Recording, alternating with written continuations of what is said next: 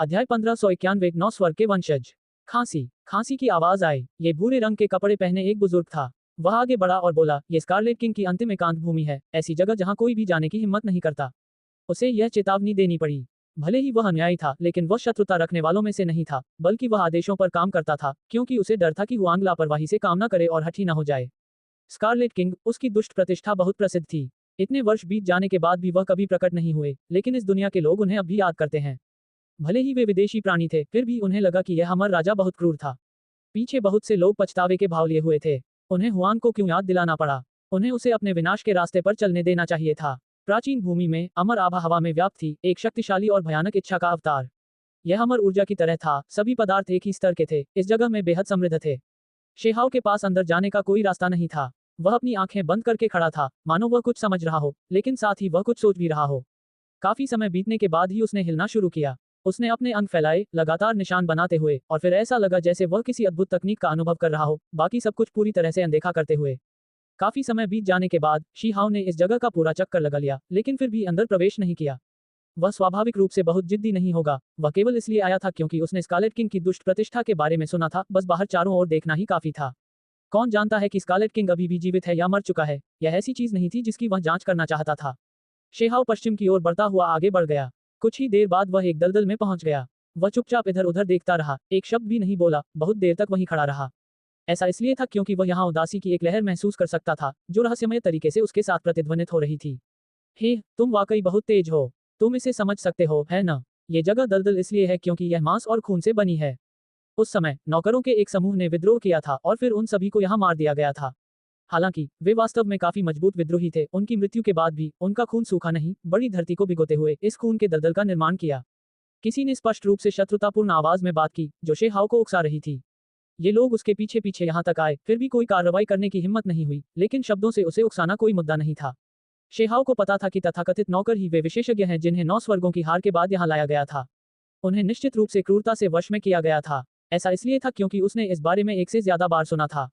जब वह विदेशी युवा पीढ़ी के खिलाफ लड़ रहा था, तो उन्होंने पहले जानबूझकर शेहाव को भड़काया था, ये कहते हुए कि उनके कुलों में पुराने नौकर थे जो 9 स्वर्गों के पूर्ववर्ती हुआ करते थे, अब भी उनके लिए काम कर रहे हैं। शीहाव बहुत देर तक यहाँ खड़ा रहा, एक शब्द भी नहीं बोला। अंत में वह पलट कर चला गया। फिर वह एक भव्य महान पर्वत में प्रवेश कर गया। यहाँ कई पत्थर की चट्टानें थीं। उन सभी पर महान दाव प्रतीक उत्कीर्ण थे, जिनमें से कुछ की चमकदार रोशनी स्वर्ग तक पहुंचती थी, कुछ अतुलनीय रूप से भव्य थे। स्वर्ण सूची। शेहाव ने जब ये देखा तो वह काफी हैरान रह गया। यहाँ वास्तव में एक बहुत ही भयानक महान दाव आभा थी। कई विशेषज्ञ पहले यहाँ अपने नाम छोड़ गए थे। वे सभी लोग जिन्होंने दिव्य कलाओं की स्थापना की, बहुमूल्य पैतृक विधियों पर शोध किया, वे अपने नाम यहाँ छोड़ सकते हैं, ताकि आने वाली पीढ़ियां उनकी प्रशंसा करें तथा उनकी चिरकालिक उपलब्धियों को दर्ज करें। किसी ने बगल से कहा। विदेशी पक्ष युद्धप्रिय था तथा सैन्य शक्ति की प्रशंसा कर रहा था। जब तक कोई व्यक्ति साधना के मार्ग पर असाधारण योगदान देता रहेगा, तब तक उसे याद रखा जाएगा। ये स्पष्ट रूप से एक सामान्य जगह नहीं थी। शेहाव अंदर नहीं जा सकता था क्योंकि यह जगह सील थी, वह केवल दूर से ही देख सकता था। हालांकि ऐसा होने के बावजूद वह अभी भी बहुत भावुक था।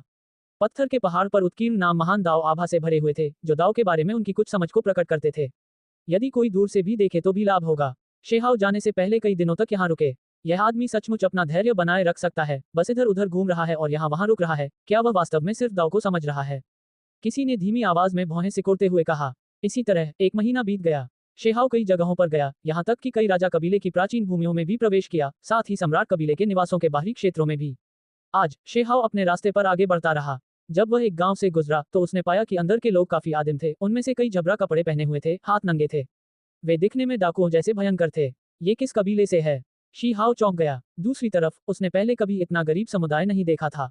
गांव जर्जर और पुराना था और इसके अलावा बहुत गंदा था, मानो ये किसी भटकने वाले समूह का निवास स्थान हो। वे भी उसी जगह से आए हैं जहां से तुम आए हो, किसी ने ठंडी हंसी के साथ कहा। जब शेहाव ने ये सुना तो वह तुरंत चौंक गया। फिर वह गांव की ओर चल पड़ा। आप सभी इंपीरियल पास की तरफ से आए हैं? शीहाव ने पूछा। परिणामस्वरूप गांव के सभी प्राणी अत्यंत सावधान हो गए, उनकी आंखें चमक रही थीं। उनमें से कोई भी जवाब देने को तैयार नहीं था। मैं भी उसी तरफ से आया हूँ, शीहाव ने उन्हें बताने की पहल की। सच? क्या तुम भी बेसहारा और बेघर हो? अब कोई तुम्हें नौकर के तौर पर रखने को तैयार नहीं है। एक मजबूत कदकाठी वाला पुरुष दबावपूर्ण आभा लिए हुए मेरे पास आया। इसी समय अन्य लोग आगे बढ़े और शीहाव को घेर लिया। अपने शरीर पर मौजूद सभी कीमती उपकरण और जादुई कलाकृतियां हमें सौंप दो। लोगों का समूह बेहद खूंखार था, उनकी आंखों से ठंडी रोशनी चमक रही थी। वास्तव में वे शेहाव को लूटने वाले थे। इस बीच ये निश्चित रूप से कोई मजाक नहीं था। शेहाओ उनकी हत्या की मंशा को महसूस कर सकता था। एक भी गलतफहमी और वे उसे मार डालने वाले थे। ऐसा क्यों हुआ? शेहाओ ने शून्य भाव से देखा। तुम सब चले जाओ। ठीक इसी समय बुरे कपड़े पहने वह बुजुर्ग जिसने शेहाओ को स्कारलेट किंग के एकांत स्थान में प्रवेश न करने की सलाह दी थी, फिर से प्रकट हुआ और यहाँ के लोगों को डांटने लगा। आपका प्रतिष्ठित व्यक्तित्व राजा वंश से आया है। क्या मैं पूछ सकता हूँ कि क्या आपको किसी युद्ध सेवक की जरूरत है? मजबूत पुरुषों में से एक ने सावधानी से पूछा। वह भूरे कपड़े पहने बुजुर्ग की आस्तीन पर एक निशान को घूर रहा था, ये पहचानते हुए कि वह राजा वंश से था। शेहाओ दंग रह गया। ये कैसे हो सकता है? वे वास्तव में युद्ध सेवक बनना चाहते थे। हे, क्या तुम देखते हो? जो जीव पकड़े गए हैं वे सभी कठोर नहीं हैं, ये सच है। भूरे कपड़े पहने बुजुर्ग ने मुस्कुराते हुए कहा। शेहाओ चुप था। वह क्या कह सकता था? इन बसे हुए इलाकों में वास्तव में दास्ता की भावना बहुत प्रबल थी। इस समय उसे समझ में आया कि बहुत सी चीजें उसकी कल्पना से अलग थीं। इस दुनिया में पूर्वजों के वंशज अंत तक अडिग नहीं रहे। अंत तक खूनी लड़ाई लड़ना, अडिग रहना, ये सब बहुत हद तक आदर्शीकरण मात्र था। हालांकि शेहाओ को यह भी समझ में आ गया था कि उसे इन लोगों को दोष नहीं देना चाहिए। अनंत समय बीतने के बाद पीढ़ी की परिस्थितियां भयानक होने के कारण वे अमर प्राचीन महान युग के पूर्ववर्तियों से बहुत पहले ही बदल चुके थे और लंबे समय तक 9 स्वर्गों से संबंधित होने का कोई एहसास नहीं था। यहाँ तक कि जो कबीले पहले अत्यंत दृढ़ इच्छा शक्ति वाले थे, उन्हें तब तक प्रताड़ित किया जाता था जब तक कि उनका सारा गौरव नष्ट न हो जाए। इस प्रकार का गांव वास्तविकता था। कोई रास्ता नहीं था कि 9 स्वर्गों का हर एक वंशज अपनी रक्तरंजितता और उदात्तता को बनाए रख सके। समय एक तेज धार है, ये बहुत कुछ काट देता है, गौरव, आत्मसम्मान के साथ साथ अतीत की अडिगता और गर्व को भी मिटा देता है। शेहाओ ने आह भरी। उसने इन लोगों को दोष नहीं दिया, बल्कि उसने उनके साथ बहुत सहानुभूति जताई। ये वास्तव में दयनीय लोगों का एक समूह था। निश्चित रूप से आगे बढ़ते हुए उसने कुछ और पत्थर के गांव देखे। वहां और भी आदिम और पतित समूह थे जो राजा कुलों के युद्ध सेवक बनने के लिए तैयार थे। शीहाओ यहाँ अधिक समय तक नहीं रहना चाहता था, इसलिए वह जल्दी ही इस क्षेत्र को छोड़कर चला गया। केवल इस प्रकार के लोग ही लंबे समय तक जीवित रह सकते हैं। आपने देखा है कि 9 स्वर्गों के वंशज जो आक्रामक और अडिग हैं, उनका जीवन कठिन है। जीवन और मृत्यु के बारे में हमेशा अनिश्चित रहते हैं। उदाहरण के लिए वॉर गॉड अकादमी के लड़ाके, वे खूनी मौत मरने के लिए किस्मत में हैं। ग्रे रॉब वाले बुजुर्ग ने कहा। 2 दिन बाद शीहाओ को एक निमंत्रण कार्ड मिला जिस पर लिखे शब्द अत्यंत चमक रहे थे। हाँ, वे वास्तव में उसे आमंत्रित कर रहे हैं। पीछे कुछ ऐसे अनुयायी थे जो कभी नहीं गए थे। जब उन्होंने ये निमंत्रण देखा तो वे सभी बहुत हैरान हुए। ये तो बहुत बढ़िया अवसर है। उसे आमंत्रित करने का कोई कारण ही नहीं है, वह क्यों जाए? कुछ लोग परेशान थे, उन्हें भी ऐसा अवसर नहीं दिया गया था। शेहाओ ने उस भूरे कपड़े वाले बुजुर्ग की ओर देखा। ये वही व्यक्ति था जो उसके पीछे चलने का प्रभारी था। यह एक चाय समारोह का निमंत्रण है, केवल असाधारण प्रतिभाओं को ही आमंत्रित किया जाता है। शेहाओ को जवाब मिला और वह जल्दी से विवरण समझ गया। तथाकथित चाय समारोह को दाओ समझ चाय पार्टी के नाम से भी जाना जाता था। इस दुनिया में अमर औषधि का एक डंठल था जो बेहद खास, अविश्वसनीय रूप से मूल्यवान था। ये वास्तव में दाओ कॉम्प्रिहेंशन ट्री था। अमर औषधियां जो पेड़ बन जाती थीं, वे शुरू में बहुत दुर्लभ थीं। इसके अलावा यह एक चाय का पेड़ था जो दाओ को समझने में मदद कर सकता था। ये बिल्कुल अकल्पनीय था। जब भी यह बड़ा होता तो बहुत हंगामा मचाता। जब भी इसकी चाय की पत्तियां तोड़ी जाती तो यह इस दुनिया के लिए हमेशा एक भव्य अवसर बन जाता। उस समय कई स्वर्ग कल्पित आकृतियां प्रकट होती। दाओ समझ चाय के पेड़ के नीचे बैठती, दाओ पर चर्चा करते हुए चाय का आनंद लेती, संकेतों का आदान प्रदान करती। बेशक अगर कोई चाय का आनंद लेना चाहता है तो उसके पास ऐसा करने की योग्यता होनी चाहिए। प्रत्येक वर्ष वहां जाने वालों की संख्या लाखों से अधिक हो जाती थी। फिर भी अंत में केवल कुछ ही लोगों को दाओ समझ चाय का स्वाद चखने का सौभाग्य प्राप्त होता था। ऐसा इसलिए था क्योंकि उस प्राचीन पेड़ पर सामान्य तौर पर बहुत कम पत्तियां होती थी। अपने सबसे समृद्ध समय में केवल 3000 पत्तियां। एक ही पत्ती से व्यक्ति को अंतर्दृष्टि प्राप्त हो सकती थी। इसका मूल्य आश्चर्यजनक था। क्या वहां अमर प्राणी होंगे? शीहाओ ने पूछा। यद्यपि यह एक प्रतिष्ठित बैठक है, लेकिन यह मुख्यतः बाद की पीढ़ियों के स्वर्ग विद्रोही प्रतिभावानों के लिए है। भूरे वस्त्रधारी बुजुर्ग ने उत्तर दिया। इसके अलावा उन्होंने कुछ भी नहीं छिपाया। उन्होंने बताया कि विजेता अधिक मात्रा में दाओ समझ चाय वृक्ष की पत्तियां प्राप्त कर सकते हैं, जिसका अर्थ है कि वे निरंतर ज्ञान प्राप्त कर सकते हैं। अतीत में ऐसे लोग थे जिन्होंने दाओ समझ चाय के प्याले के बाद प्याले पिए, अंत में महान दाओ को समझ लिया, सर्वोच्च सत्ता के दायरे को तोड़ दिया और अमर अस्तित्व बन गए, जिसने सभी को चौंका दिया। कुछ लोग ऐसे भी थे जो अच्छी तरह से तैयार थे। वे दाओ कॉम्प्रिहेंशन चाय के पेड़ के नीचे बैठे थे, आत्मविच्छेद क्षेत्र से ऊपर चढ़ रहे थे, अनियमित दृश्य स्वर्ग को झकझोर रहे थे। दिलचस्प। शेहाओ ने सिर हिलाया। अंत में उसने जाने का फैसला किया। दाओ समझ पर्वत, ये जगह निश्चित रूप से प्रसिद्ध थी, इस दुनिया की एक पवित्र भूमि। ये सब यहाँ उगने वाले दाओ कॉम्प्रिहेंशन ट्री की वजह से संभव हुआ। ये दुनिया को चौंका देने वाली प्राचीन अमर औषधि थी, जो अकल्पनीय रूप से कीमती थी। जब भी चाय की पत्तियां पक जाती, एक प्रतिष्ठित बैठक होती। शेहाओ दाओ समझ पर्वत के नीचे पहुंच गया। ये पर्वत वास्तव में बहुत बड़ा, बहुत भव्य था और अमर धुंध छोड़ रहा था। पहाड़ की तलहटी में पहुंचते ही उसने अनेक जीव देखे, जिनमें विभिन्न कुलों के जीव थे। मेरी दादी को चोट मत पहुंचाना, वो। पहाड़ की तलहटी में रोने की आवाजें सुनी जा सकती थी, सिसकियां कोमल थीं। एक 4 या 5 साल की छोटी लड़की एक बूढ़ी औरत के सामने खड़ी थी, उसके शरीर को गले लगा रही थी, उसकी रक्षा कर रही थी, दूसरों को उसे चोट नहीं पहुंचाने दे रही थी। अपराध करने वाले नौकरों के लिए तो मौत भी उचित है। इतने साल बीत जाने के बाद नौस्वर्ग लगभग समाप्त हो चुके हैं, फिर भी तुम सब अभी भी इतने साहसी और अडिग हो। हास्यास्पद। एक नौजवान का चेहरा बहुत ठंडा था, वह अपना पैर उठाकर नीचे उतर रहा था। शेहाओ की भौहें तनकर खड़ी हो गईं, उनमें गुस्सा था लेकिन कृतज्ञता भी थी। ये युवक बहुत ही क्रूर था, यहाँ तक कि उसने छोटी लड़की पर पैर रख दिया। उसे जो कृतज्ञता महसूस हुई वह इसलिए थी क्योंकि उसने देखा कि 9 स्वर्गों के वंशज अभी भी ऐसे थे जो उन गांवों जैसे नहीं थे। अध्याय 1592 मानव जाति। छोटी लड़की बड़ी नहीं थी, सिर्फ 4 या 5 साल की। पहले तो वह बहुत सुंदर थी, लेकिन अब उसके छोटे से चेहरे पर डर था, बड़ी बड़ी आंखें आंसुओं से भरी हुई थीं। उसका शरीर बूढ़ी औरत के शरीर पर पड़ा था। वह रो रही थी, चिल्ला रही थी, अपनी दादी को बचाने के लिए अपने छोटे छोटे हाथ बढ़ा रही थी, अपने कमजोर शरीर से उन्हें रोक रही थी, उस आदमी को बूढ़ी औरत को चोट पहुंचाने से रोक रही थी। युवक ने कोई दया नहीं दिखाई, वह पैर दादी और पोती की जोड़ी की ओर बढ़ रहा था, आंखें ठंडी रोशनी से भरी थी, अभिव्यक्ति थोड़ी उग्र थी। अगर उन्हें कुचल दिया जाता तो वह छोटा बच्चा इसे कैसे सहन कर सकता था। इस बीच वह बूढ़ी औरत भी कोई शक्तिशाली व्यक्ति नहीं लगती थी, पहले से ही काफी बूढ़ी थी, उसके लिए गंभीर चोटें सहना भी मुश्किल था। उसे चोट मत पहुंचाओ। बूढ़ी औरत के मुंह पर खून लगा हुआ था, माथे पर झुर्रियां थीं, सिर पर सफेद बाल थे, मौसम की मार झेल रही थी। उसने अपनी तरफ मुड़ने की पूरी कोशिश की, छोटी लड़की की रक्षा के लिए अपने शरीर का इस्तेमाल किया। दादी, छोटी लड़की रोते हुए बोली, उसे बहुत दुख हुआ। नौजवान का पैर नीचे कुचला गया, फिर भी नहीं रुका, लगभग उन पर पड़ने वाला था। पेंग। ठीक इसी समय इस युवा को अपनी पीठ में बहुत तेज दर्द महसूस हुआ, पूरा शरीर उछलकर जमीन पर गिर गया और पुटुंक जैसी आवाज आई। उसकी मांसपेशियां और हड्डियां ऐसी लग रही थी मानो वे सब टूट गई हों, पूरा शरीर दर्द से कराह रहा था। ये स्थिति विशेषकर उनकी पीठ के साथ थी, जिसमें तीव्र दर्द हो रहा था। कौन? वह गुस्से से चिल्लाया। ऐसा इसलिए हुआ क्योंकि उसे एक लात से उड़ा दिया गया था।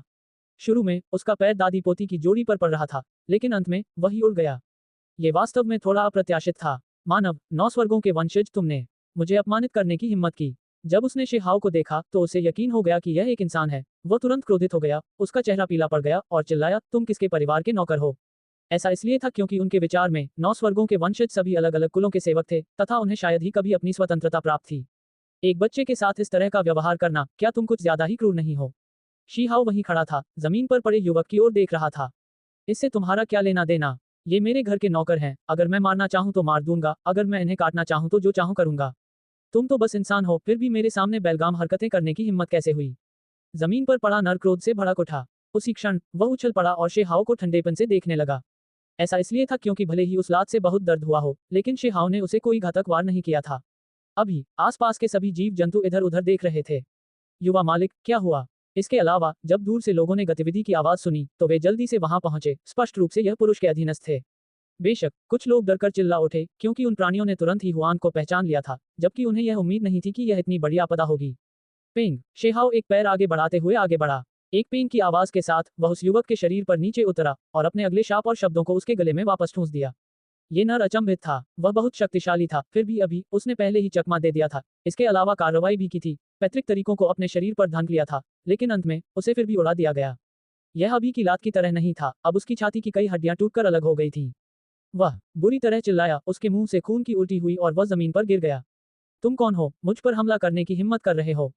युवक की आंखों में द्वेषपूर्ण भाव था, वह क्रोध में दांत पीस रहा था। छोटे दोस्त, तुम्हें जल्दी से यहाँ से चले जाना चाहिए। जमीन पर लेटी उस बूढ़ी औरत ने शेहाओ से आग्रह किया, उसे डर था कि वह अपने ऊपर मुसीबत ला रहा है। उस छोटी लड़की के चेहरे पर आंसू थे, बड़ी बड़ी आंखों में कृतज्ञता थी और साथ ही चिंता भी। जब उसने शेहाओ की तरफ देखा तो उसे समझ नहीं आ रहा था कि क्या करे, उसे उम्मीद नहीं थी कि कोई उसकी मदद करेगा। मानव जाति, नौकरों से ज्यादा कुछ नहीं, फिर भी तुम मेरे खिलाफ कार्रवाई करने की हिम्मत करते हो। मुझे परवाह नहीं है कि तुम किस राजा कबीले के युद्ध सेवक हो, तुम मरने वाले हो। उस नौजवान ने ठंडी आवाज में कहा। उस छोटी लड़की का चेहरा तुरंत बर्फ की तरह सफेद हो गया, भयभीत। उसकी नाक फड़कने लगी और फिर वह डर से चिल्ला उठी। उसने कहा, बड़े भाई, आपको जल्दी से जाना चाहिए। दादी और पोती दोनों ने शीहाओ को सलाह दी। आसपास के कई लोगों ने शेहाओ को पहचान लिया था। वे सभी चिल्लाने लगे और आपस में चर्चा करने लगे। ये हुआंग है, वह आया। इसके अलावा उस युवक के नौकर भी चौंकते हुए लेकिन हत्या की नीयत से इस दिशा में देखते हुए जल्दी से आए। मेरे लिए उसे मार डालो। युवक लाल आंखों से दहाड़कर बोला। युवा स्वामी, अपना गुस्सा बंद करो, वह हुआंग है। इन नौकरों ने जल्दी से युवक का समर्थन किया और उसे ऐसा न करने की सलाह दी। हुआंग, क्या हुआंग? आह, ये हम है। युवा मास्टर को अचानक अपने सदमे में एहसास हुआ, उसकी आंखों में लाल रंग गायब हो गया। वह अभी भी गुस्से में था, लेकिन जब उसने शेहाओ को देखा तो वह थोड़ा असहाय महसूस कर रहा था। ये युवक बहुत परेशान था। सबसे पहले उनकी ताकत निश्चित रूप से हुआंग से कम थी। इसके अलावा अगर कोई उसके खिलाफ जवाबी कार्रवाई करना चाहता था तो उन्हें अमर अस्तित्व के आदेश की चिंता करनी पड़ती थी। हुआंग, भले ही तुम बलशाली हो, लेकिन मैं जो करता हूँ वो तुम्हारा काम नहीं है ना? वह मेरे परिवार का नौकर है, मैं उनसे जैसे चाहूं निपट सकता हूँ। युवक ने गुस्से में कहा। वह राजा के कबीले से था, इसलिए उसके पास थोड़ा और उग्र होने का समर्थन था। दादी और पोती दंग रह गईं, क्योंकि इन शब्दों से उन्हें एहसास हुआ कि तथाकथित हुआंग अविश्वसनीय रूप से बहादुर था, यहाँ तक कि राजा कबीले के युवा स्वामी भी डर महसूस कर रहे थे। बड़े भाई, कृपया हमें बचा लो, छोटी लड़की बोली, उसकी बड़ी बड़ी आंखें आंसुओं से भरी हुई थीं। पलक झपकते ही उसकी आंखों से आंसू बहने लगे, जो अविश्वसनीय रूप से दयनीय थे। शेहाव ने सिर हिलाया, बिना ये पूछे कि क्यों। ऐसा इसलिए था क्योंकि वह बिना ज्यादा सोचे ही उनकी स्थिति का अंदाजा लगा सकता था। 9 स्वर्गों के वंशज होने के नाते उनका जीवन बेहद दयनीय था। हुआंग, मेरे नौकरों का प्रबंधन करने का तुम्हें क्या अधिकार है? राजा कबीले के उस युवा स्वामी ने ठंडे स्वर में कहा। युवा मालिक, भूल जाओ, ये सिर्फ एक नौकर है, जल्दबाजी में काम मत करो। उसके बगल में बूढ़े नौकर खड़े थे जो जल्दी से आगे बढ़े, उसे रोका और ले गए। वह युवक भी थोड़ा शांत हो गया, दूसरे पक्ष को कोसना जारी नहीं रखा। ऐसा इसलिए था क्योंकि उसे हुआंग की अफवाहों के बारे में लंबे समय से सुनने के कारण थोड़ा डर महसूस हो रहा था। अगर कोई ऐसा व्यक्ति था जिसने उसे उकसाया, तो उसे वास्तव में सीधे मार दिया जा सकता था। शेहाव पहाड़ पर चढ़ने लगा, दादी और पोती उसके पीछे चल रही थी। इससे उसे आह भरनी पड़ी। ये केवल अस्थायी रूप से उनकी मदद कर रहा था, ये वास्तव में उन्हें उनके दुर्भाग्य से मुक्त नहीं कर पाया। दाव समझ पर्वत बहुत बड़ा था। उस पर चलने पर ऐसा लगता था जैसे धूल का एक कण हो। पहाड़ इतना विशाल था मानो 100 से ज्यादा बड़े पहाड़ एक साथ जोड़ दिए गए हों। बहुत से लोग पहाड़ पर चढ़े, लेकिन बहुत कम लोग उड़कर ऊपर चढ़े, उनमें से ज्यादातर लोग पत्थर की सीढ़ियों पर कदम दर कदम चलकर चढ़े। ऐसा इसलिए था क्योंकि अगर वे दाव को समझना चाहते थे, तो उन्हें ऐसा करना ही था। साथ ही, चून की कई प्राणियों की नज़र में यह एक पवित्र भूमि थी, इसलिए सम्मान के कारण उड़ान की अनुमति नहीं थी। हालांकि पहाड़ बहुत बड़ा था, फिर भी पहाड़ की चोटी से बहुत दूर था। शेहाव को पहले से ही महसूस हो रहा था कि इस पर्वत शिखर की जीवनसार ऊर्जा समुद्र की तरह खिल रही थी। कहने की जरूरत नहीं है, ये स्वाभाविक रूप से लंबे जीवन की दवा दाव कॉम्प्रिहेंशन थीट्री के कारण था। उसी समय एक हल्की रोशनी की लहर नीचे बिखरी। पहाड़ इतना बड़ा होने के बावजूद कोई भी व्यक्ति एक शुभ आभा को महसूस कर सकता था। पहाड़ पर बहुत से जीव थे। उनमें से कुछ ने शेहाव को पहचान लिया, लेकिन उनमें से किसी ने भी उसके बहुत करीब जाने की हिम्मत नहीं की, बल्कि उससे एक निश्चित दूरी बनाए रखी। ठीक इसी तरह शेहाव के आसपास का मूलतः भीड़ भाड़ वाला पहाड़ी रास्ता वास्तव में अत्यंत विशाल हो गया। यहाँ कोई नहीं आता। ये पर्वत बहुत मजबूत था, वास्तव में अमर ऊर्जा की किरणें छोड़ रहा था। स्पष्ट रूप से यह एक अमर पर्वत था जो साधना के लिए उपयुक्त था। यह कोई आश्चर्य की बात नहीं थी कि इस स्थान को दाव समझ पर्वत के रूप में जाना जाता था। सड़क के किनारे लोगों के आराम करने के लिए कुछ मंडप और खोखे थे। पहाड़ पर बहुत ज्यादा नहीं थे। झरने, बहते झरने और उठती अमर धुंध के साथ ये जगह काफी खूबसूरत और बेहद खूबसूरत थी। जब शेहाव ने अपना सिर उठाया तो उसने देखा कि दूर एक मंडप में लोग शराब पी रहे थे। वहां कुछ युवा लोग इकट्ठे थे, बातें कर रहे थे और हंस रहे थे। उस मेज पर न केवल खाने पीने की चीजें थीं, बल्कि बच्चे भी थे। जब शेहाव ने यह दृश्य देखा, तो उसे तुरंत लगा कि उसका सिर सुन्न हो गया है। ऐसा इसलिए हुआ क्योंकि उसने देखा कि एक पुरुष ने अपना मुंह खोला और एक बच्चे को निगल लिया। उसके खूनी मुंह से चमकीला लाल खून निकल रहा था। शीहाव के पास बूढ़ी औरत का शरीर कांप उठा, जैसा कि जवान लड़की का था। वह और भी अधिक भयभीत थी, डर से कांप रही थी, उसकी आंखें भय से भरी हुई थीं। शीहाव को तुरंत समझ आ गया कि दादी और पोती के साथ ऐसा व्यवहार क्यों किया गया। ठीक इसी समय बच्चों ने भी नजर घुमाई और शेहाव को देखने लगे। मुझे पता था कि सम्राट का दामाद एक महत्वपूर्ण मोड़ पर था, बदलने वाला था। यही कारण था कि मुझे कुछ मानव आत्मा वाले बच्चे मिले, जिनके पास विशेष रक्तरेखाएं थीं। कभी भी किसी के बच निकलने की उम्मीद नहीं थी। इसके अलावा हुआंग के हस्तक्षेप से सब कुछ बर्बाद हो गया। राजा कबीले के युवा मास्टर ने कहा, जिसे पहले शेहाव ने पीटा था। इसके अलावा इस समय वह इस तरफ घूर रहा था, उसकी आंखों में भाव ठंडा था। वह हुआंग को घूर रहा था, थोड़ा उकसावे के भाव के साथ। शेहाव ने देखा कि बच्चों को खाने वाला सिर्फ एक ही व्यक्ति होना चाहिए। अभी वह इधर उधर देख रहा था, उसके मुंह के कोनों से अभी भी खून टपक रहा था, क्योंकि वह अभी भी चबा रहा था। उसने एक बच्चे को जिंदा खा लिया। इसके अलावा वहां एक बड़ी जेड प्लेट थी जिस पर कई बच्चे थे। वे सभी मानव जाति के उत्साही बच्चे थे, और उनके भीतर कुछ अजीब रक्त शक्ति थी। तुमने मेरा खाना छुआ है, इंसान। हुआंग, क्या तुम खुद को बहुत बड़ा नहीं समझ रहे हो? मंडप के अंदर प्रमुख पुरुष ने ठंडे स्वर में कहा। उसके मुंह से गबेंग गबेंग की आवाजें आ रही थी, खून बह रहा था। इस समय शेहाव की खोपड़ी सुन्न हो गई, डर से नहीं, बल्कि इसलिए कि क्रोध की लहर उमड़ रही थी। वह तुरंत दौड़ा और एक बड़ा नरसंहार करने की इच्छा से आगे बढ़ा। उसके पीछे शेहाव का अनुसरण करने वाले सभी लोग भयभीत थे, क्योंकि इस समय हुआंग की आभा बहुत भयानक थी। हुआंग, तुम क्या करने की कोशिश कर रहे हो? राजा कबीले का वह युवा स्वामी तुरंत खड़ा हो गया और शेहाव को डांटा। हांग, जवाब में उसे मुक्का मिला। शेहाव ने धरती से इंच तक का इस्तेमाल किया, एक ही कदम में आगे बढ़ते हुए अपने रास्ते में आने वालों पर प्रहार किया। राजा कबीले के उस युवा स्वामी ने यद्यपि अपनी पूरी ताकत से प्रतिरोध किया, फिर भी उसकी आंखें तुरंत भय से भर गईं। उसका शरीर पू की ध्वनि के साथ फट गया। केवल एक सिर बचा था, जो डर और चिंता से भरा हुआ था और एक तरफ लुढ़क रहा था। वह अभी भी नहीं मरा, लेकिन यह और भी भयावह था, एक ऐसी पीड़ा का अनुभव करना जिसने उसे यह सोचने पर मजबूर कर दिया कि काश वह जीवित रहने के बजाय मर जाता। अध्याय 1593 नष्ट। सभी लोग चौंक गए। वे सभी अचानक मंडप में खड़े हो गए और शीहाव का सामना किया। किसी को भी उम्मीद नहीं थी कि हुआंग इतना दबंग और सीधा होगा, जो उन्हें भड़काने की पहल करेगा। उस राजा कबीले के युवा स्वामी का सिर घूम गया, जिससे उनके सारे शरीर ठंडे पड़ गए। राजा कबीले का वह युवा स्वामी भयभीत था। जो सिर बच गया था, उसे हुआंग ने जानबूझकर मंडप के बगल में लुढ़काकर छोड़ दिया था। उसने बहुत दर्द सहा और सब कुछ देखता रहा। शी हाओ ने हत्या के इरादे से विस्फोट किया, पृथ्वी को इंच करने की महान दिव्य क्षमता का उपयोग करते हुए, कदम से कदम दबाते हुए, मंडप में सभी प्राणियों को घूरते हुए। जेड डिस्क में कई बच्चे थे, वे सभी सिर्फ 3 या 4 साल के थे। उनके शरीर सील थे, वे न तो बोल सकते थे और न ही हिल सकते थे, लेकिन उनकी आंखें डर से भरी हुई थी, वे डर से बेहोश होने वाले थे। शी हाओ पहले भी कुछ ऐसे क्रूर जानवरों से मिल चुका था जो बेहद क्रूर थे, लेकिन उसने ऐसे जानवर कभी नहीं देखे थे। वे सुंदर दिखने वाले थे, उन्हें खूबसूरत युवा पुरुष माना जा सकता था, फिर भी खाने के समय उनके मुंह से खून निकलता था। हुआंग, ये जगह इंपीरियल पास नहीं है। तुम मेरी दुनिया में हो, ज्यादा दूर मत जाओ, किसी ने चिल्लाकर कहा। पेंग, शेहाओ ने फिर भी मुट्ठी खोली, उसकी आंखें बर्फ की तरह ठंडी थीं। उसकी मुट्ठी के चारों ओर की शक्ति अत्यंत केंद्रित थी, जिससे भयानक दिव्य प्रकाश की एक किरण निकल रही थी, जो सीधे उस व्यक्ति के शरीर से होकर गुजर रही थी। वह तुरंत बुरी तरह चिल्लाया, बाहर की ओर उड़ गया और फिर जमीन पर गिर गया, केवल एक सिर ही लुढ़कने के लिए बचा था। ऐसा नहीं था कि वह उन्हें मार नहीं सकता था, बल्कि ऐसा था कि शेहाओ ने जानबूझकर उन्हें जीवित छोड़ दिया था, ताकि वे देखते रहें और साथ ही मौत के खतरे का स्वाद भी चख सकें। वहां 8 या 9 लोग थे, उनमें से हर एक निर्दयी और निर्दयी था। हालांकि जब उनका सामना अब शेहाओ से हुआ, तो वे सभी घबरा गए, पहले की तरह शांत नहीं रहे। केवल विद्वान दिखने वाला पुरुष, जिसे सम्राट का दामाद कहा जाता है, अत्यंत शांत रहा, अभी भी चबा रहा था, धीरे धीरे अपना भोजन निगल रहा था। अंत में उसने अपने होठों के कोनों से खून पोंछने के लिए एक तौलिया का इस्तेमाल किया। हुआंग, क्या तुम्हें पता है कि तुम क्या कर रहे हो? उसने शी हाओ से इस तरह सवाल करते हुए कहा। पीछे बूढ़ी औरत के बगल में बैठी छोटी लड़की ने बहुत पहले ही रोना शुरू कर दिया था। ऐसा इसलिए था क्योंकि अगर शी हाओ ने उसे अभी नहीं बचाया होता, तो उसका भी वही हश्र होता जो अभी उसकी आंखों के सामने हुआ, यानी उसे खा लिया जाता। हुआंग, बेहतर होगा कि तुम बेतरतीब ढंग से काम न करो। मंडप के अंदर कुछ अन्य लोग भी थे जो अंदर से भयभीत होने के बावजूद भयंकर रूप धारण कर रहे थे और इस तरह चिल्ला रहे थे। तुम एक महत्वपूर्ण बिंदु पर पहुंच गए हो, जहां विशेष मानव रक्त की आवश्यकता है। हालांकि तुम उन्हें इतनी क्रूरता से खाते हो। शेहाओ ने ठंडे स्वर में कहा। यदि वह जंगली जानवर था, तो बात अलग थी, लेकिन ये तो एक मानव जैसा प्राणी था, अत्यंत सुंदर और शांत दिखने वाला, फिर भी उसने इन बच्चों को बड़ी सावधानी से खाया। यह विरोधाभास वास्तव में बहुत बड़ा था। यही कारण था कि जब शेहाओ ने खुद ये देखा, तो उसने शक्तिशाली कार्रवाई करने का फैसला किया। उनके अनुसार तथाकथित सम्राट का दामाद असहनीय रूप से बर्बर था। ये बच्चे इतने छोटे हैं, फिर भी तुम्हारा दिल उन्हें इतनी क्रूरता से खाने का है। शी हाओ चिल्लाया। उन्होंने ध्यान से महसूस किया, पाया कि इन बच्चों के अंदर जन्मजात कुछ अजीब हड्डियां थीं, रक्त रेखाएं असामान्य थीं। बड़े होने के बाद उन्हें निश्चित रूप से तथाकथित असाधारण प्रतिभा होना चाहिए, जन्मजात रूप से एक प्रकार की कीमती तकनीक होनी चाहिए।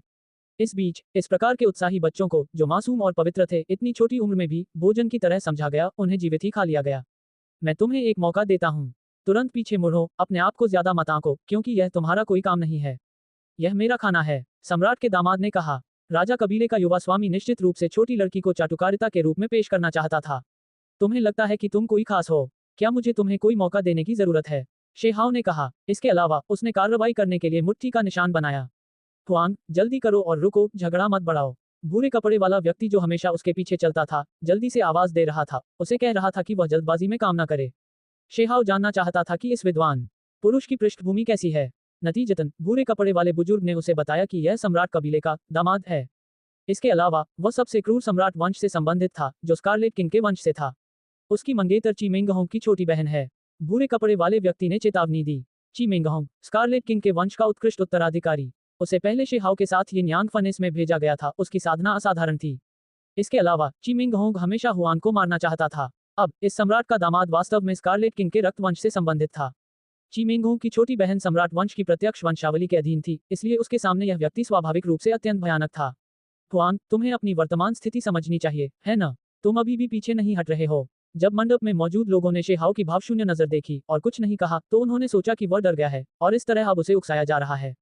यहाँ जो कुछ घटित हुआ, उससे स्वाभाविक रूप से खलबली मच गई, क्योंकि दूर पहाड़ी रास्ते में पत्थर की सीढ़ियों पर कई जीव थे, जिन्होंने ये दृश्य देखा। क्या तुम मुझे एक एक करके आप सभी को मारने के लिए मजबूर कर रहे हो? शेहाओ ने आखिरकार कहा। मंडप के अंदर जिन लोगों ने अभी अभी अपनी बात रखी थी, उनके चेहरे पीले पड़ गए थे, अवचेतन रूप से वे पीछे हट रहे थे, थोड़ा अफसोस महसूस कर रहे थे, उनके दिलों पर धुंध छा रही थी, वे बेहद डरे हुए थे। हुआंग, तुमने हद पार कर दी है। यह मेरा खाना है, तुम्हें इसमें दखल देने का क्या अधिकार है? उस सम्राट का दामाद ठंडी हंसी हंसा। मैं एक इंसान हूँ, फिर भी आप सभी इतने क्रूर हैं। जब से मैंने ये सब देखा है, मुझे स्वाभाविक रूप से इसमें शामिल होना ही होगा। शेहाओ ने कहा। तुम्हें लगता है कि तुम भी इंसान हो, इसलिए तुम्हें दखल देना चाहिए। हालांकि इंसान ही मेरा भोजन है, उसे खाना चाहिए। क्या यह ऐसी चीज है जिसमें तुम दखल दे सकते हो? सम्राट के दामाद ने कहा।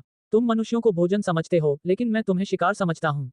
मुझे क्या परवाह कि यह कैसी जगह है, यहाँ क्या स्थिति है। तुम मुझे यहाँ देख चुके हो, फिर भी तुम्हारे अंदर पश्चाताप का एक भी अंश नहीं है। ऐसे में बस मर जाओ। शेहाओ ने दबंगई से कहा। हर कोई हैरान था। हुआंग कार्रवाई करने वाला था। कियांग, सम्राट का दामाद आगे बढ़ा, उसके हाथ में एक सुनहरा लंबा ब्लेड दिखाई दिया। उसने उसे इधर उधर घुमाया, उसकी आभा दुनिया को निगल रही थी। वास्तव में अत्यंत शक्तिशाली, अपने साथ व्यवस्था की दिव्य जंजीरें लेकर शेहाओ की ओर बढ़ रही थी। उनका मानना था कि भले ही वह मुकाबला न कर पाए, फिर भी वह तब तक टिके रह सकते हैं जब तक कि सेना नहीं आ जाती। पहाड़ पर बहुत सारे विशेषज्ञ थे, यही वजह थी कि वह टिके रहने का कोई रास्ता खोजना चाहते थे। हालांकि परिणाम उनकी उम्मीदों के साथ साथ सभी की भविष्यवाणियों से भी परे था। हुआंग ने अपनी दिव्य तलवार को 2 उंगलियों से रोक दिया। काबा की आवाज के साथ एक हल्का झटका, सुनहरा लंबा ब्लेड टूट गया। ये कैसी ताकत थी। हांग, हालांकि सम्राट का दामाद वास्तव में काफी शक्तिशाली था, उसने स्वर्ग से भरपूर प्रकाश छोड़ा। कई गुप्त तकनीकें जारी की गईं, जो शेहाओ की ओर विस्फोट कर रही थीं। यह अभी भी उतना ही सरल था। ऐसा लग रहा था जैसे शेहाओ के पास एक अविनाशी स्वर्ण शरीर है, जो पूरी तरह से अजय है, जो प्रकाश की पैतृक तकनीकों की बाधा को पार करते हुए सम्राट के दामाद के सामने पहुंचता है और उसका एक हाथ तोड़ देता है। ये काफी आश्चर्यजनक था। हुआंग इतना शक्तिशाली था, भले ही उन्होंने पहले से ही कुछ मानसिक तैयारी कर ली थी, फिर भी यह चौंकाने वाला था। वह चिल्लाया, उसका चेहरा पीला पड़ गया। उसे भी गंभीर रूप से घायल होने की उम्मीद नहीं थी। बेशक, सबसे चौंकाने वाली बात यह थी कि हुआंग की ताकत उसकी कल्पना से कहीं ज्यादा थी।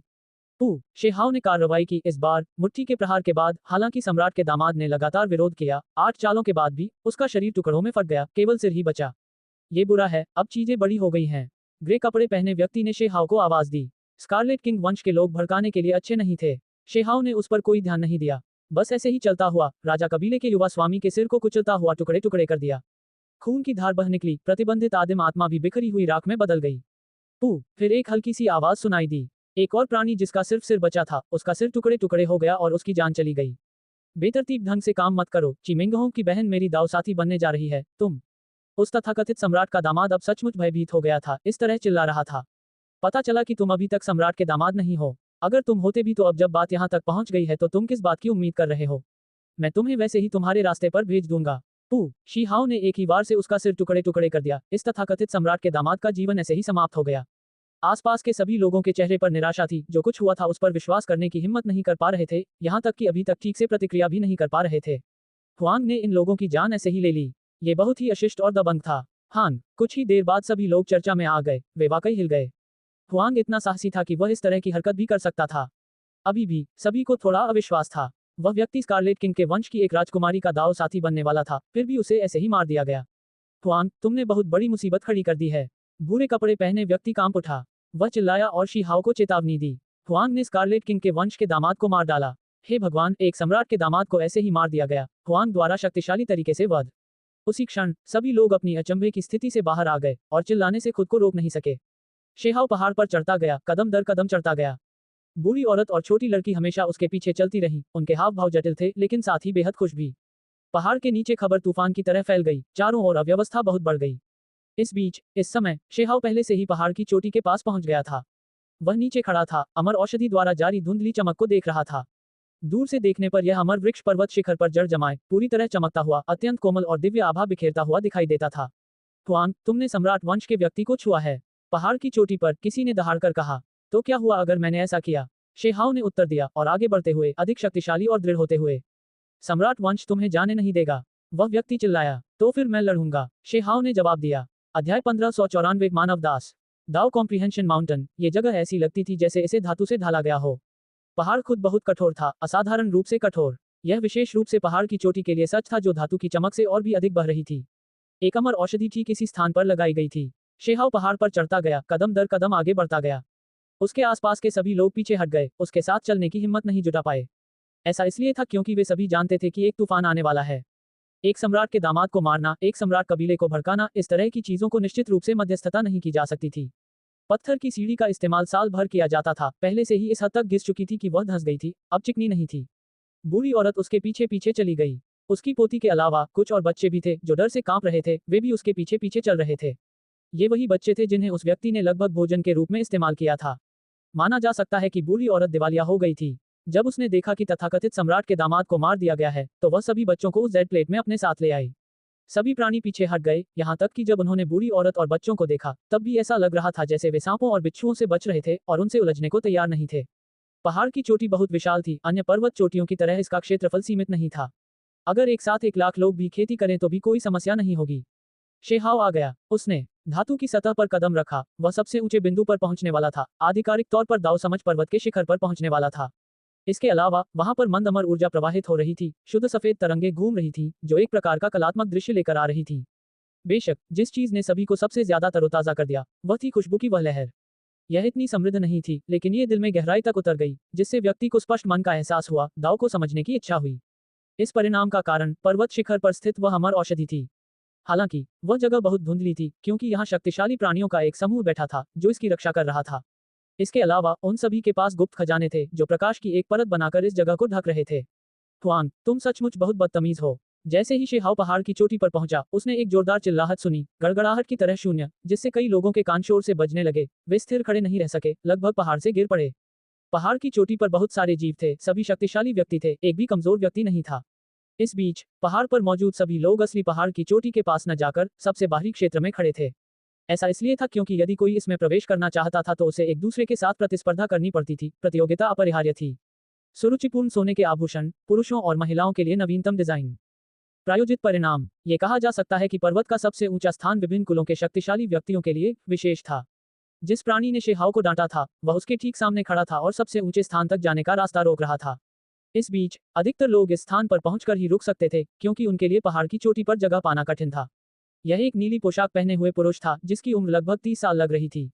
उसके हाथ उसकी पीठ के पीछे थे, वह पत्थर की सीढ़ी के बीच में खड़ा था और ऊपर से शेहाव को देख रहा था। ये व्यक्ति बहुत शक्तिशाली था, उसके शरीर से अराजक ऊर्जा की एक के बाद एक धाराएं निकल रही थी। उसके रूप रंग से लगता था कि उसकी शारीरिक शक्ति निश्चित रूप से बहुत अधिक थी, क्योंकि आसपास का स्थान भी दबाव से अस्पष्ट हो गया था।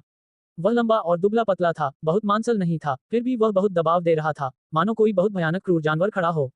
भाड़ में जाओ। जब शेहाव का सामना इस शक्तिशाली व्यक्ति से हुआ, तो उसके लिए यही शब्द थे, सरल और सीधे।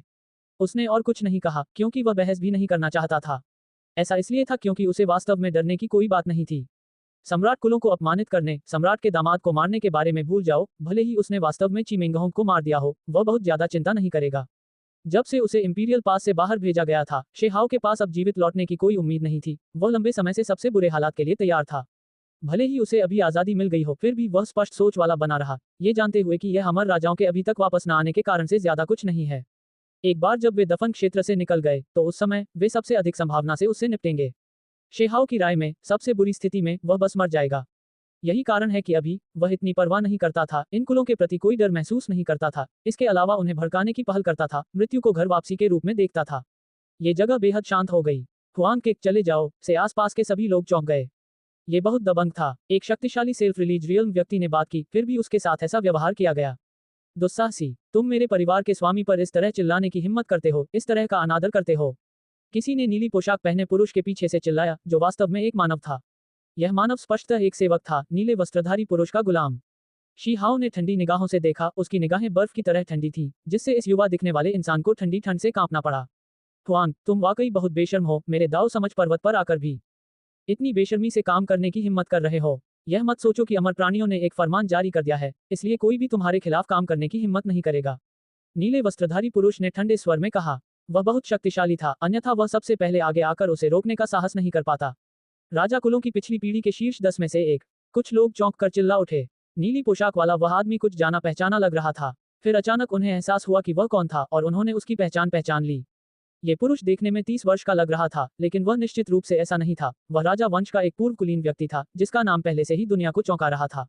मैंने उस अमर आदेश को कभी बड़ी बात नहीं समझा, शीहाओ ने शांति से उत्तर दिया। ये शब्द सुनते ही सभी के चेहरे पर गुस्सा झलकने लगा। अमर प्राणी बहुत ऊपर थे, अनंत काल को देख रहे थे, उनमें से किसी एक की आभा पहाड़ों और समुद्रों को निगल रही थी।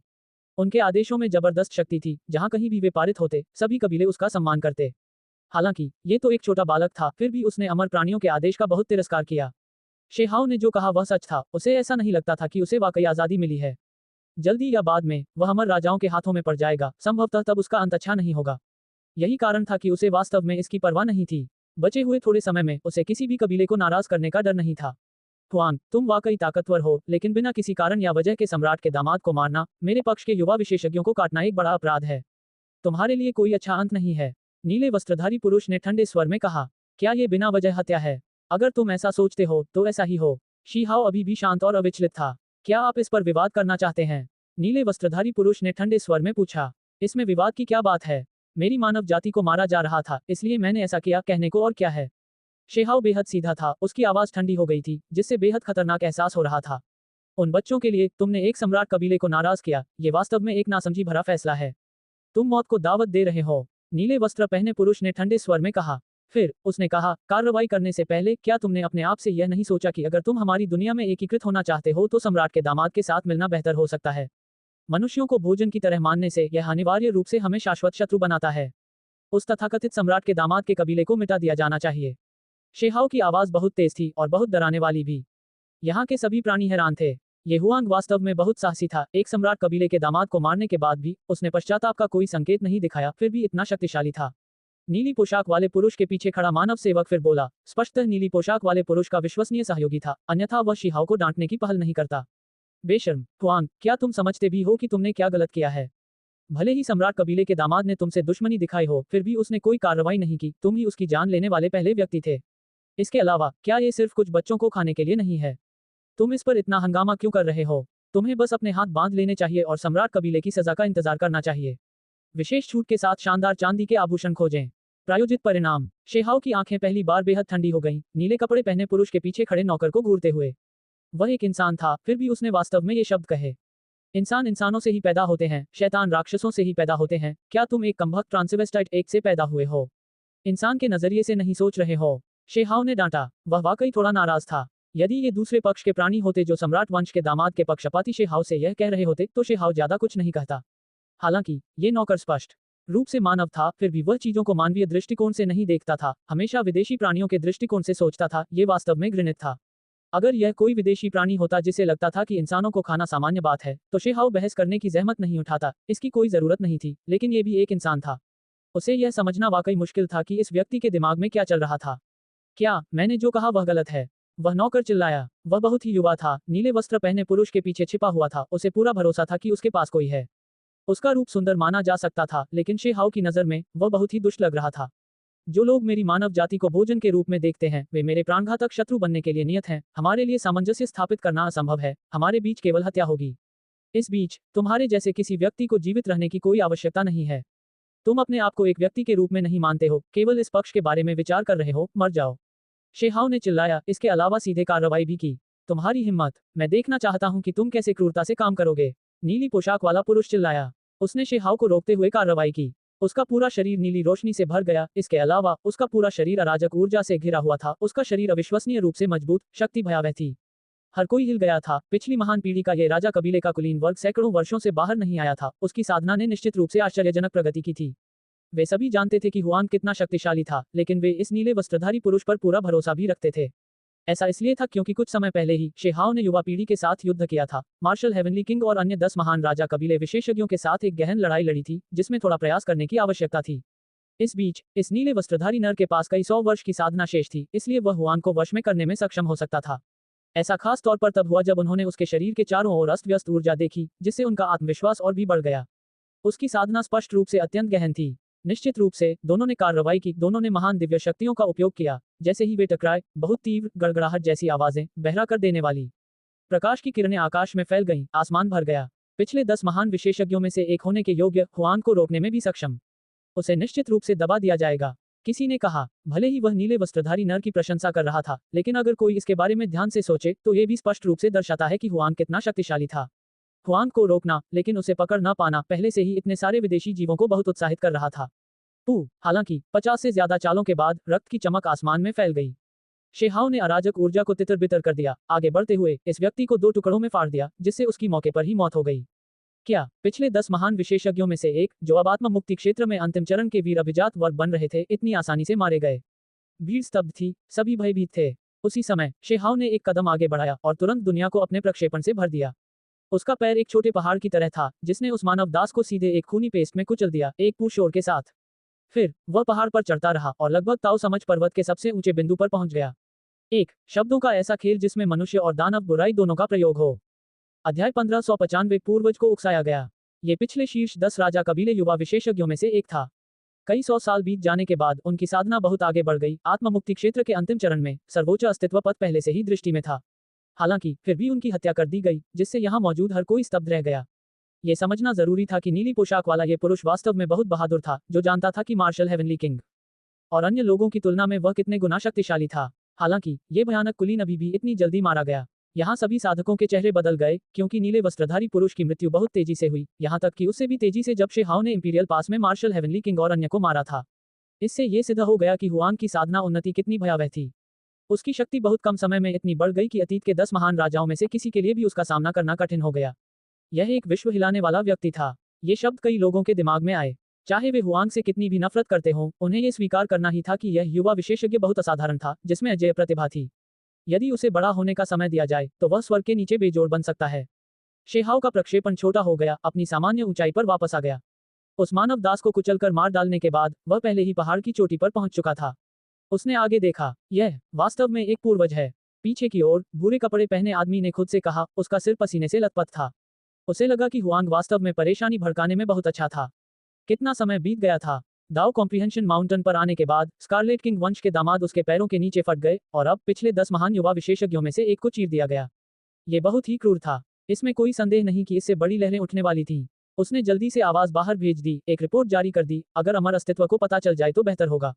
अन्यथा उसे सच में डर था कि हुआंग और भी ज्यादा परेशानी खड़ी कर देगा।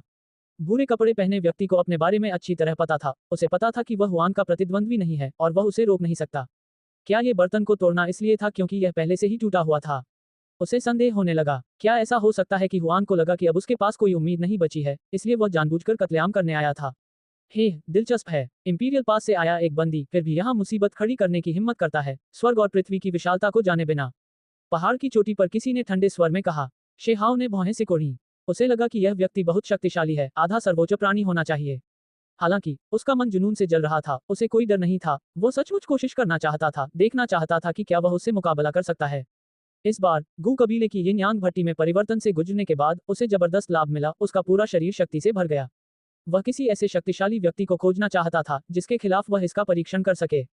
पहाड़ की चोटी पर हरी घास गद्देदार थी। सारी घास 3 इंच से ज्यादा लंबी नहीं थी। हर डंठल हरे रत्नों की तरह था, चमकीला और चमकीला, बेहद मुलायम। समृद्ध स्वर्ग और पृथ्वी सार ऊर्जा बाहर की ओर फैल रही थी। ऐसा इसलिए था क्योंकि दाओ समझ पर्वत के सबसे ऊंचे स्थान पर पहुंचने के लिए किसी को इसके लिए संघर्ष करना पड़ता था। केवल शक्तिशाली व्यक्ति ही इस स्थान तक पहुंच सकता था और बैठने के लिए जगह पा सकता था। बोलने वाला व्यक्ति न तो सामने आया और न ही वह शे हाओ पर हमला करने आया। ठंडे स्वर में बोलने के बाद वह फिर चुप हो गया। पहाड़ की चोटी बहुत विशाल और विस्तृत थी। घास के मैदान से हल्की रोशनी निकल रही थी। विभिन्न महान राजा वंश चारों ओर फैले हुए थे, जमीन पर बैठे हुए थे। उनके बीच पर्याप्त गद्दी थी ताकि कोई संघर्ष न हो। शी हाओ ने अब इन लोगों की ओर नहीं देखा, न ही उसने उस व्यक्ति को खोजा जिसने अभी अभी उसके खिलाफ बोला था, बल्कि वह सीधे इस पर्वत शिखर के सबसे मध्य क्षेत्र की ओर देखने लगा। उस स्थान से मधुर सुगंध की लहरें उठी। इस स्थान पर भी चमक फैली। उस स्थान की रक्षा करने वाले लोग थे। वे सभी शक्तिशाली साधक थे जिनके पास गुप्त खजाने थे, जो अप्रत्याशित स्थितियों से रक्षा करते थे। जब शी हाओ ने अपनी दिव्य आंखें खोली तो प्रकाश के पर्दे के आर पार उसने उस अमर औषधि को देखा। वहां एक पुराना पेड़ जड़ जमाए हुए था। उसका तना मोटा था। पुरानी छाल ड्रैगन के तराजू की तरह फट रही थी, बाहर की ओर खुल रही थी। ये पेड़ बहुत पुराना था। ये पता नहीं कि यह कितने सालों से जीवित था। बेशक सबसे आश्चर्यजनक हिस्सा इसकी शाखाएं और तना नहीं था, बल्कि इसकी पत्तियां थीं। हर एक पत्ता बेहद चमकीला था, चमक बिखेरता हुआ, तारों वाली नदियों की तरह गिरता हुआ, शाखाओं के चारों ओर घूमता हुआ। ये वास्तव में दाओ कॉम्प्रिहेंशन चाय की कीमती पत्तियां थीं, जिनका मूल्य अथाह था।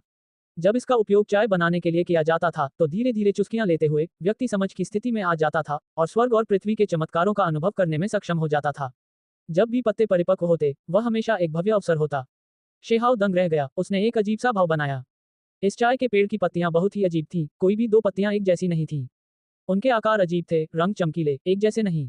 पेड़ के पत्तों से मीठी सुगंध आ रही थी। केवल उस सुगंध से ही शरीर हल्का हो रहा था। आदिम आत्मा शांत हो रही थी, मानो वे सीधे दाव को समझ रहे हों। हल्की हवा बह रही थी। पेड़ चमक रहा था, हुला जैसी आवाजें निकाल रहा था।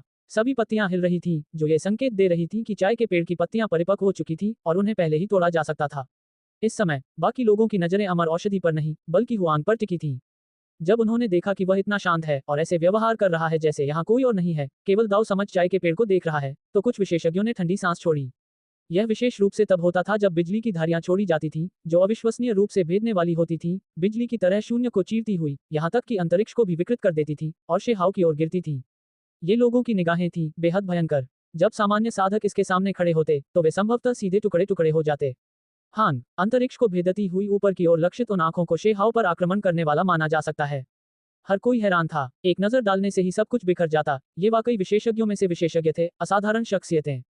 हालांकि जब वह शिहाओ के शरीर के पास पहुंचा तो वे निगाहें कुछ नहीं कर सकी। वह वहां शांति से खड़ा रहा, उसका शरीर अतुलनीय था, उसे कोई चोट नहीं लगी थी। उसका शरीर चमक रहा था, उज्ज्वल और जगमगाता हुआ, इस स्थान को बंद कर रहा था, किसी भी अन्य शक्ति को उसके शरीर के पास नहीं आने दे रहा था।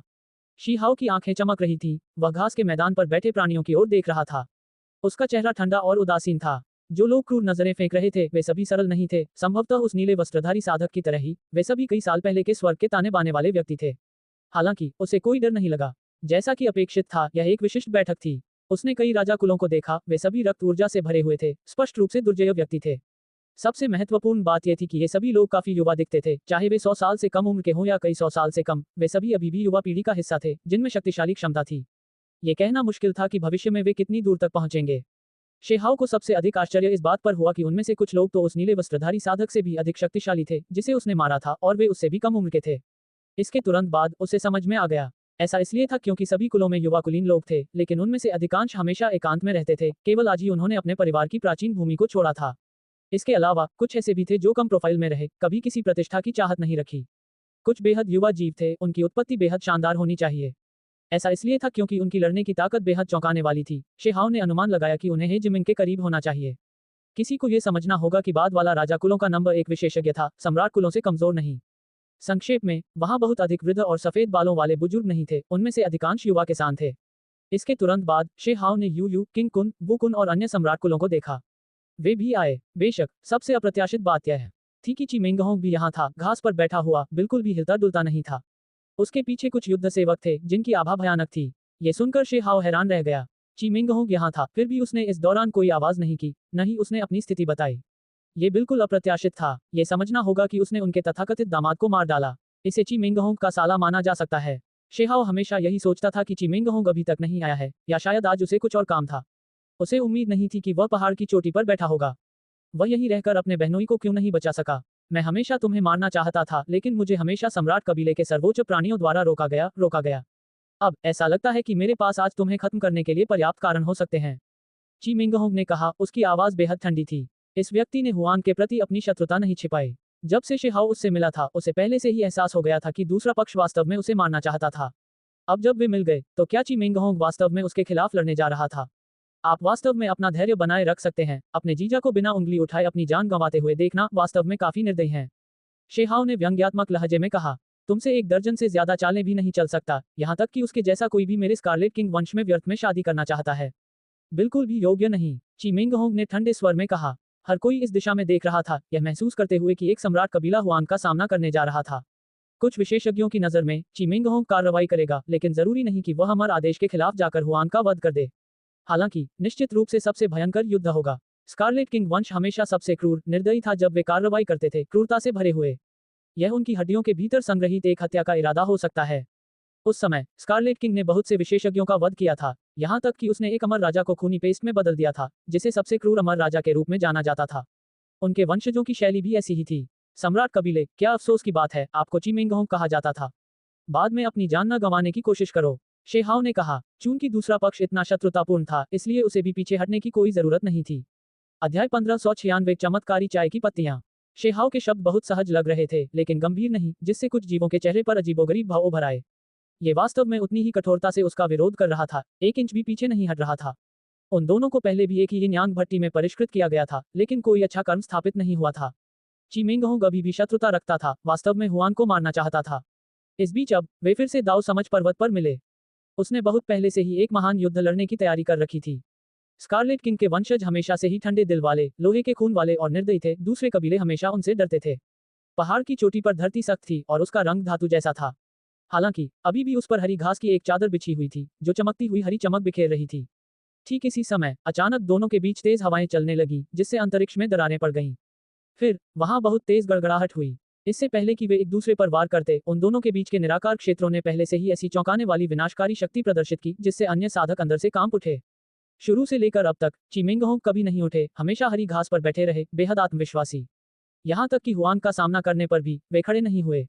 उसकी आंखें लाल थीं, रत्नों की तरह लाल, रक्त सूर्यों की तरह, बेहद डरावनी। उसके लंबे बाल बिखरे हुए थे, दिखने में वह बहुत युवा और वीर था, जिससे एक तरह का आत्मविश्वास झलकता था। वह शांत और आत्मविश्वासी था। जब वह शांत होकर बैठता था तो वह एक दुर्गम पुरातन राक्षसी पर्वत की तरह होता था। चिमेंगहोंग निश्चित रूप से शक्तिशाली था। वह अपनी पीढ़ी के सभी प्राणियों को नीची नजर से देखने में सक्षम था। शीहाओ आगे बढ़ा, उसके कदम बहुत हल्के थे, जैसे कि वह टहलने जा रहा हो, कदम दर कदम आगे बढ़ रहा हो। हालांकि ऐसा लग रहा था कि पहाड़ भी उसके कदमों से कांप रहा था, पूरी दुनिया गूंजने लगी थी। यह एक प्रकार की निराकार महान शक्ति थी। इस प्रकार की शक्ति के साथ यह महान दाव को चलाने, दुनिया को आदेश देने के समान था। हान, दोनों के बीच में ही भयानक उतार चढ़ाव की लहरें उठ रही थीं। इस बार शून्य में तरह तरह के अनियमित दृश्य दिखाई दे रहे थे। अजगर चिल्ला रहे थे और शेर दहाड़ रहे थे, बिजली चमक रही थी और गड़गड़ाहट हो रही थी। कच की आवाज के साथ शून्य में दरारें और भी सघन हो गईं। इसके अलावा काली दरारें और भी बड़ी हो गईं, मानो स्वर्गीय गुंबद टूट गया हो और एक और दुनिया प्रकट होने वाली हो। रुको, अगर तुम सब एक महान टकराव करना चाहते हो तो कृपया पहाड़ की चोटी के मध्य क्षेत्र को छोड़ दो। वहां कोई चिल्ला रहा था, एक विशेषज्ञ जो दाव कॉम्प्रिहेंशन ट्री की सुरक्षा का प्रभारी था। पेड़ के नीचे कई विशेषज्ञ बैठे थे, वे सभी पुरानी पीढ़ी के लोग थे जो साल भर यहाँ रहते थे।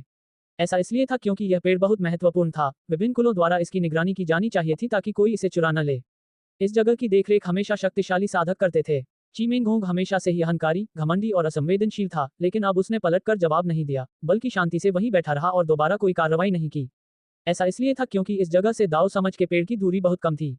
अगर उनके स्तर के लोग लड़ते तो विस्फोट की लहरें प्राचीन पेड़ तक पहुंच जाती, जो चिंताजनक है, भले ही इस जगह की रक्षा करने वाली संरचनाएं हों। चिमेंगहोंग फिर से नहीं हिला। जब उसने शेहाओ को देखा तो उसकी आंखें बेहद ठंडी थीं, उसके होठों के कोनों पर एक ठंडी मुस्कान थी। हत्या का इरादा कम नहीं हुआ था। हालांकि उसने और कुछ नहीं कहा। हुआंग, बस अपने अंतिम समय का आनंद लो, वरना तुम्हारे पास और कोई अवसर नहीं होगा। चिमेंगहोंग के पास खड़ा नौकर बोला। उसका चेहरा बहुत जवान था, चेहरे पर हल्की मुस्कान थी और स्वभाव सूर्य की रोशनी जैसा कोमल था। वह सिर्फ एक गुलाम था, फिर भी वह शेहाओ से बात करते समय बहुत सहज था, खुद की स्थिति को ऊंचा समझता था, मानो वह शेहाओ के बराबर हो, उसकी ओर इशारा करता और उसके बारे में बात करता। शेहाओ ने भौहें सिकुड़ी, उसके मन में घृणा की भावना कैसे नहीं आ सकती थी। सबसे महत्वपूर्ण बात यह थी कि यह युद्ध सेवक एक इंसान था, फिर भी वह इस भूमिका में पूरी तरह से खुश था, अपनी स्थिति और हैसियत का आनंद ले रहा था। दास्ता प्रकृति, ये दो शब्द सीधे शेहाओ के दिमाग में आए और वह वहां घूरने लगा। हालांकि उसने और कुछ नहीं कहा। अगर वह किसी नौकर से झगड़ा करता है तो इससे उसकी अपनी हैसियत ही गिरेगी। हे, हुआंग, तुम बहुत ताकतवर हो, लेकिन कोई गलती मत करना। मैं तुम्हें सलाह देता हूं कि तुम पहले माफी मांग लो। अगर मेरे परिवार के युवा स्वामी संतुष्ट हो गए तो तुम्हारी किस्मत बदल सकती है। युवा चेहरे वाला फिर बोला। चिमेंगहोंग के पीछे 3 युद्ध सेवक थे, उनकी उम्र तुलनात्मक रूप से ज्यादा थी। वे मनुष्य नहीं थे, अभी उन्होंने युद्ध की आभा छोड़ी, दिखने में बेहद शक्तिशाली। इन तीनों की आंखों से दिव्य चमक दिखाई दे रही थी, उनके हाव भाव अच्छे नहीं थे, वे वास्तव में चिमेंगहोंग की जगह पर लड़ना चाहते थे। अगर उन्होंने हुआंग को दबा दिया तो इसका मतलब पूरी तरह से अलग होगा। शेहाओ की आंखें ठंडी थीं।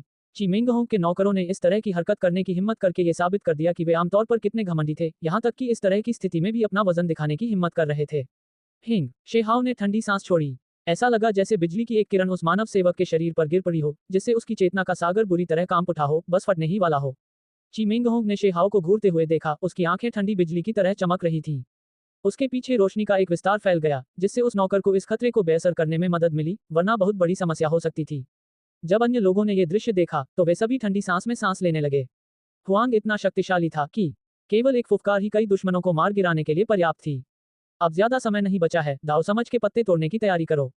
किसी ने कहा। पहाड़ की चोटी पर तुरंत शोर मच गया, हर कोई खुशी के भाव प्रकट कर रहा था, आंखें चमक रही थीं। वे सभी बहुत खुश थे क्योंकि वे इसी चाय के लिए दाव समझ पर्वत पर आए थे। अब ये पक चुकी थी और इसे तोड़ा जा सकता था। शेहाओ और चिमेंगहोंग का टकराव रुक गया, आगे नहीं बढ़ा। इसके बजाय वे सभी दाव समझ चाय के पेड़ की ओर देखने लगे। पेड़ के नीचे मौजूद सभी लोग उठ खड़े हुए और अपने पास रखे सभी गुप्त खजानों को बाहर निकाल दिया। प्रकाश का पर्दा गायब हो गया और अमर वृक्ष का पूरा रूप सामने आ गया। पुराना पेड़ बड़ा और घना था, मानो कोई सींग वाला अजगर यहाँ सुप्त अवस्था में लेटा हो। इसकी कई शाखाएं थीं, सीधी और मजबूत, लेकिन उन पर पत्तियां बहुत कम थीं, विरल।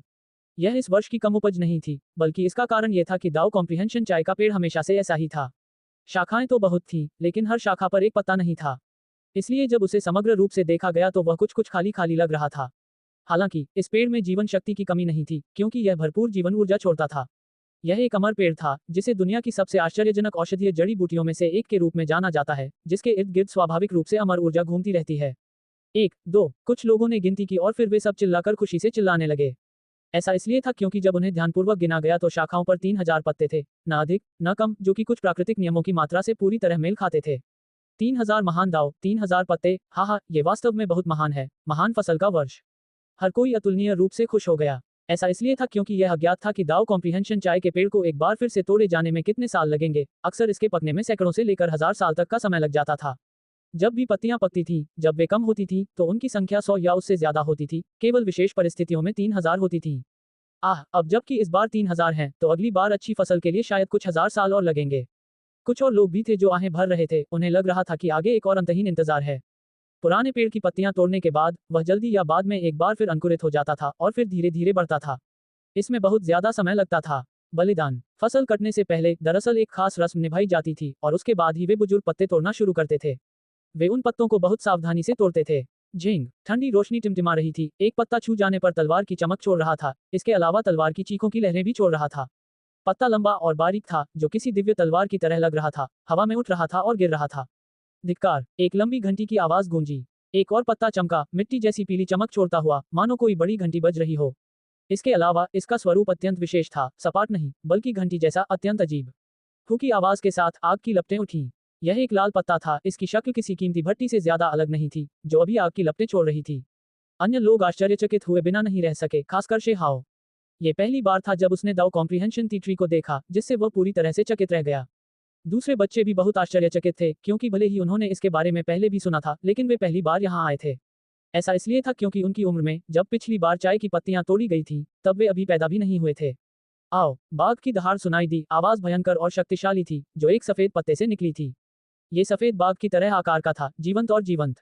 अभी इसने वास्तव में दहाड़ने जैसी आवाजें निकाली। फिर वहां 5 रंगों वाला एक पत्ता था जो 5 रंगों वाला दिव्य प्रकाश छोड़ता था, जिससे फीनिक्स की चीखें निकलती थीं। ये पुनर्जन्म के पवित्र वैभव में नहाया हुआ था, साथ में दिव्य लपटें, चमकदार और शानदार। यह एक ऐसा पत्ता था जो फीनिक्स जैसा दिखता था। करीब से देखने पर 3000 पत्ते बिल्कुल अलग थे, हर एक दूसरे से अलग खड़ा था। चाहे वे जानवरों के आकार में हो या विभिन्न महान दाव हथियारों के, वे सभी बेहद जीवंत थे। इसके अलावा एक तरह का दबाव भी छोड़ रहे थे। ये वास्तव में दाव समझ चाय वृक्ष था। यह इतना रहस्यमय और चमत्कारी था, यही कारण है कि इसे अनंत काल तक एक दुर्लभ खजाने के रूप में जाना जाता था। यह एक दुर्लभ कीमती पेड़ था जिसके बारे में किसान सपने में भी सोचते थे। चाय की पत्तियों को चुनने वाले बुजुर्ग बेहद सावधान थे। उन्हें डर था कि कहीं पत्तियां खराब न हो जाएं। अंत में उन्होंने इन पत्तियों को 3000 छोटे जैड कंटेनरों में अलग से सील करके रख दिया। अब फसल कटाई का समय है, चाय समारोह शुरू होगा। एक बुजुर्ग ने घोषणा की, जो प्राचीन चाय के पेड़ के संरक्षकों में से एक था। चाय की पत्तियां साफ सुथरी तोड़ी गई थीं। सीधा और मजबूत प्राचीन पेड़ पूरी तरह से नंगा था, एक भी पत्ती नहीं बची थी। हालांकि यह अभी भी जीवनसार ऊर्जा से भरपूर था, निराश नहीं दिख रहा था। पेड़ के नीचे एक वेदी थी जो बहुत छोटी थी, लेकिन पवित्र और दिव्य थी। ये मिट्टी से बनी थी और रहस्यमयी वैभव बिखेर रही थी। 3000 जैड पात्र वेदी पर रखे गए थे, जो घनी तरह से भरे हुए थे और बहुत सारे थे, तथा उनमें चमक के कण टिमटिमा रहे थे। मिट्टी की वेदी चमक रही थी, अत्यंत कोमल और मुलायम। 3000 जैड कंटेनर प्रकाश के पर्दे से घिरे हुए थे, जो अधिकाधिक शुभ और शांत दिखाई दे रहे थे। अपनी शक्ति से और उससे भी अधिक भाग्य से आओ और चाय चुनो। हर बार सिर्फ एक ही चाय की पत्ती ली जा सकती है। चाय बनने और तैयार होने के बाद दाव समझ सफल होने पर आप दूसरी चाय की पत्ती चुनना जारी रख सकते हैं।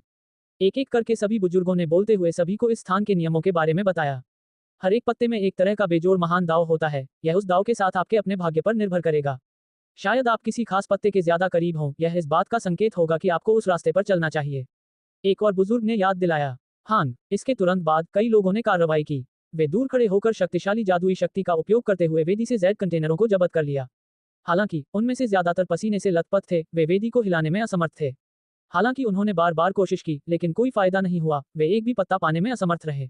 विंग। अंततः एक जेड कंटेनर मिट्टी की वेदी से निकलकर भीड़ की ओर उड़ता हुआ आया। वहां बहुत सारे विशेषज्ञ थे, फिर भी केवल कुछ दर्जन जेड कंटेनर ही जादुई शक्ति द्वारा जब्त किए गए, जो एक के बाद एक उड़कर बाहर आ गए, दयनीय रूप से बहुत कम। उनमें से एक शेहाव की ओर उड़ गया। वह सफल हो गया। साथ ही वह बेहद उत्साहित था, ये देखना चाहता था कि उसके साथ संबंध रखने वाला पत्ता कैसा है, क्या यह उसके लिए कोई रास्ता दिखा सकता है। अध्याय 1597 दाव को समझने के लिए चाय पीना। जेड कंटेनर उड़ गया, जिससे एक लंबी टेल लाइट निकल आई, जैसे कोई तारा अंतरिक्ष से उड़कर शीहाव की ओर तेजी से आ रहा हो। वास्तव में सभी महान विशेषज्ञों के लिए यही स्थिति थी। कई दर्जन जेड कंटेनर ऊपर से उड़ रहे थे और उन्होंने तुरंत इस जगह को चमकीले रंगों से भर दिया, जो उल्का बौछार की तरह अत्यंत चमकदार थे। यह अत्यंत पवित्र और शानदार था। दाव को समझने के लिए इस्तेमाल किया जाने वाला एक दुर्लभ पदार्थ, अत्यंत आश्चर्यजनक। हर कोई इसकी प्रतीक्षा कर रहा था। हा, यह आ रहा है।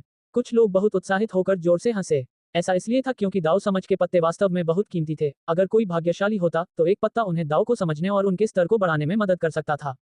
इससे उनकी आंखें उम्मीद से लाल क्यों नहीं हो गईं। शेहाव भी हंसा, उसकी आंखें थोड़ी सिकुड़ गईं, गहरी और अथाह पुतलियां चमक उठीं। उसने हाथ बढ़ाकर जेड कंटेनर को पकड़ लिया जो ऊपर खींचा हुआ था। अचानक उसने भौहें सिकोड़ी। उसका जेड कंटेनर वास्तव में मुक्त होने के लिए संघर्ष करना चाहता था, एक अजीब शक्ति द्वारा खींचा गया, उसकी पकड़ से भागने वाला था। उसने तुरंत बल लगाया, उसकी हथेलियां और उंगलियां चमक उठी, जिससे संघर्षरत जेड कंटेनर फिर से स्थिर हो गया और उसकी हथेली की ओर बढ़ने लगा। हाहा, यह मेरा है। दूर से कुछ लोग खुशी से हंस रहे थे। कुछ लोग ऐसे भी थे जिन्होंने लगातार कंटेनर प्राप्त किए। कोई भी ये देख सकता था कि यदि ये लोग सम्राट कुलों के नहीं थे, तो वे शीर्ष स्तर के शक्तिशाली राजा कुलों के थे। कोई संयोग नहीं था, इन बहुमूल्य पत्तियों को प्राप्त करने वालों में कोई कमजोर व्यक्ति नहीं था।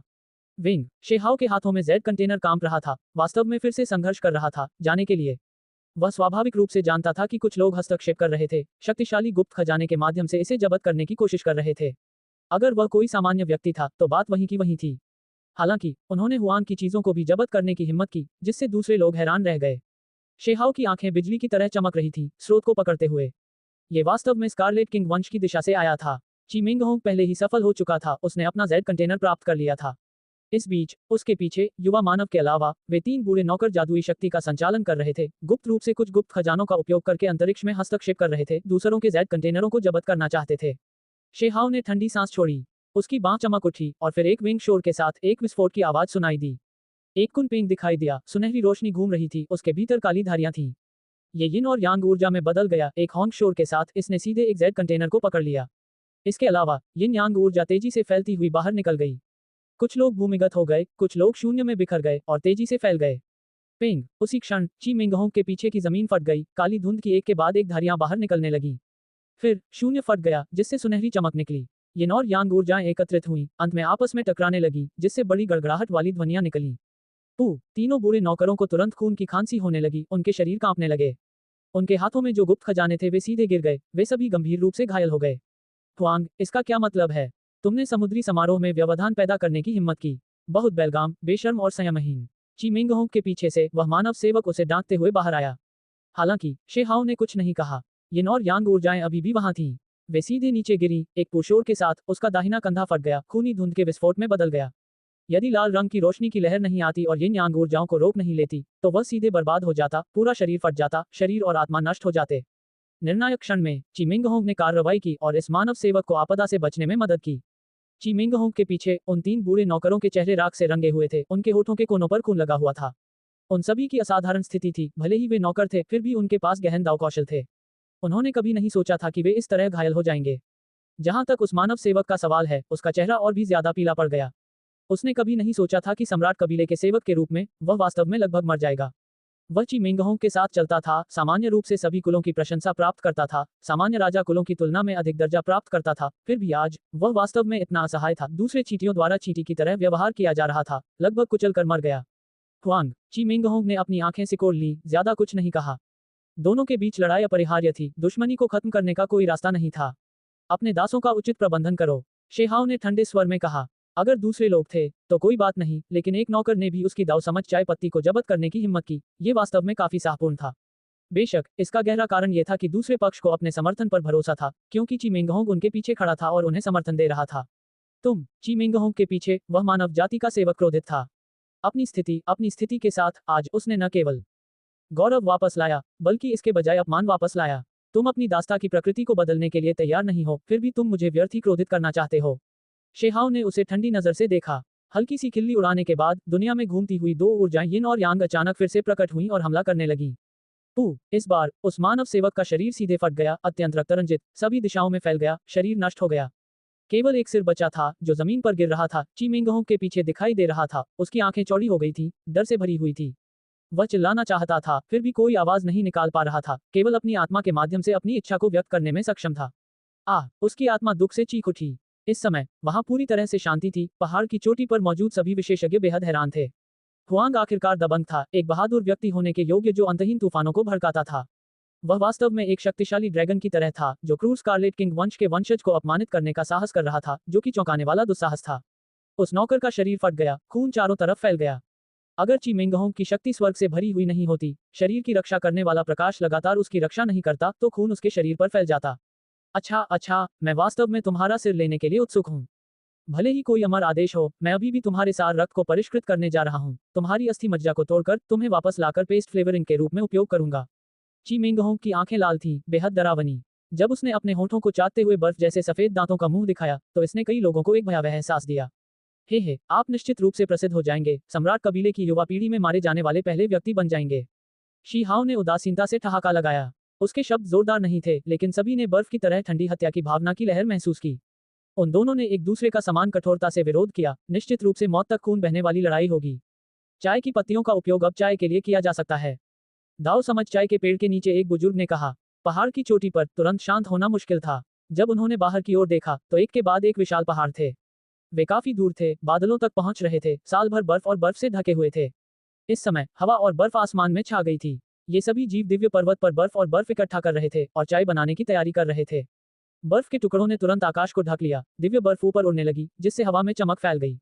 ये दिव्य बर्फ थी, जिसके बारे में अफवाह थी कि इसमें रहस्यमयी शक्ति है। चाय बनाने के लिए ये सबसे उपयुक्त जल स्रोत है।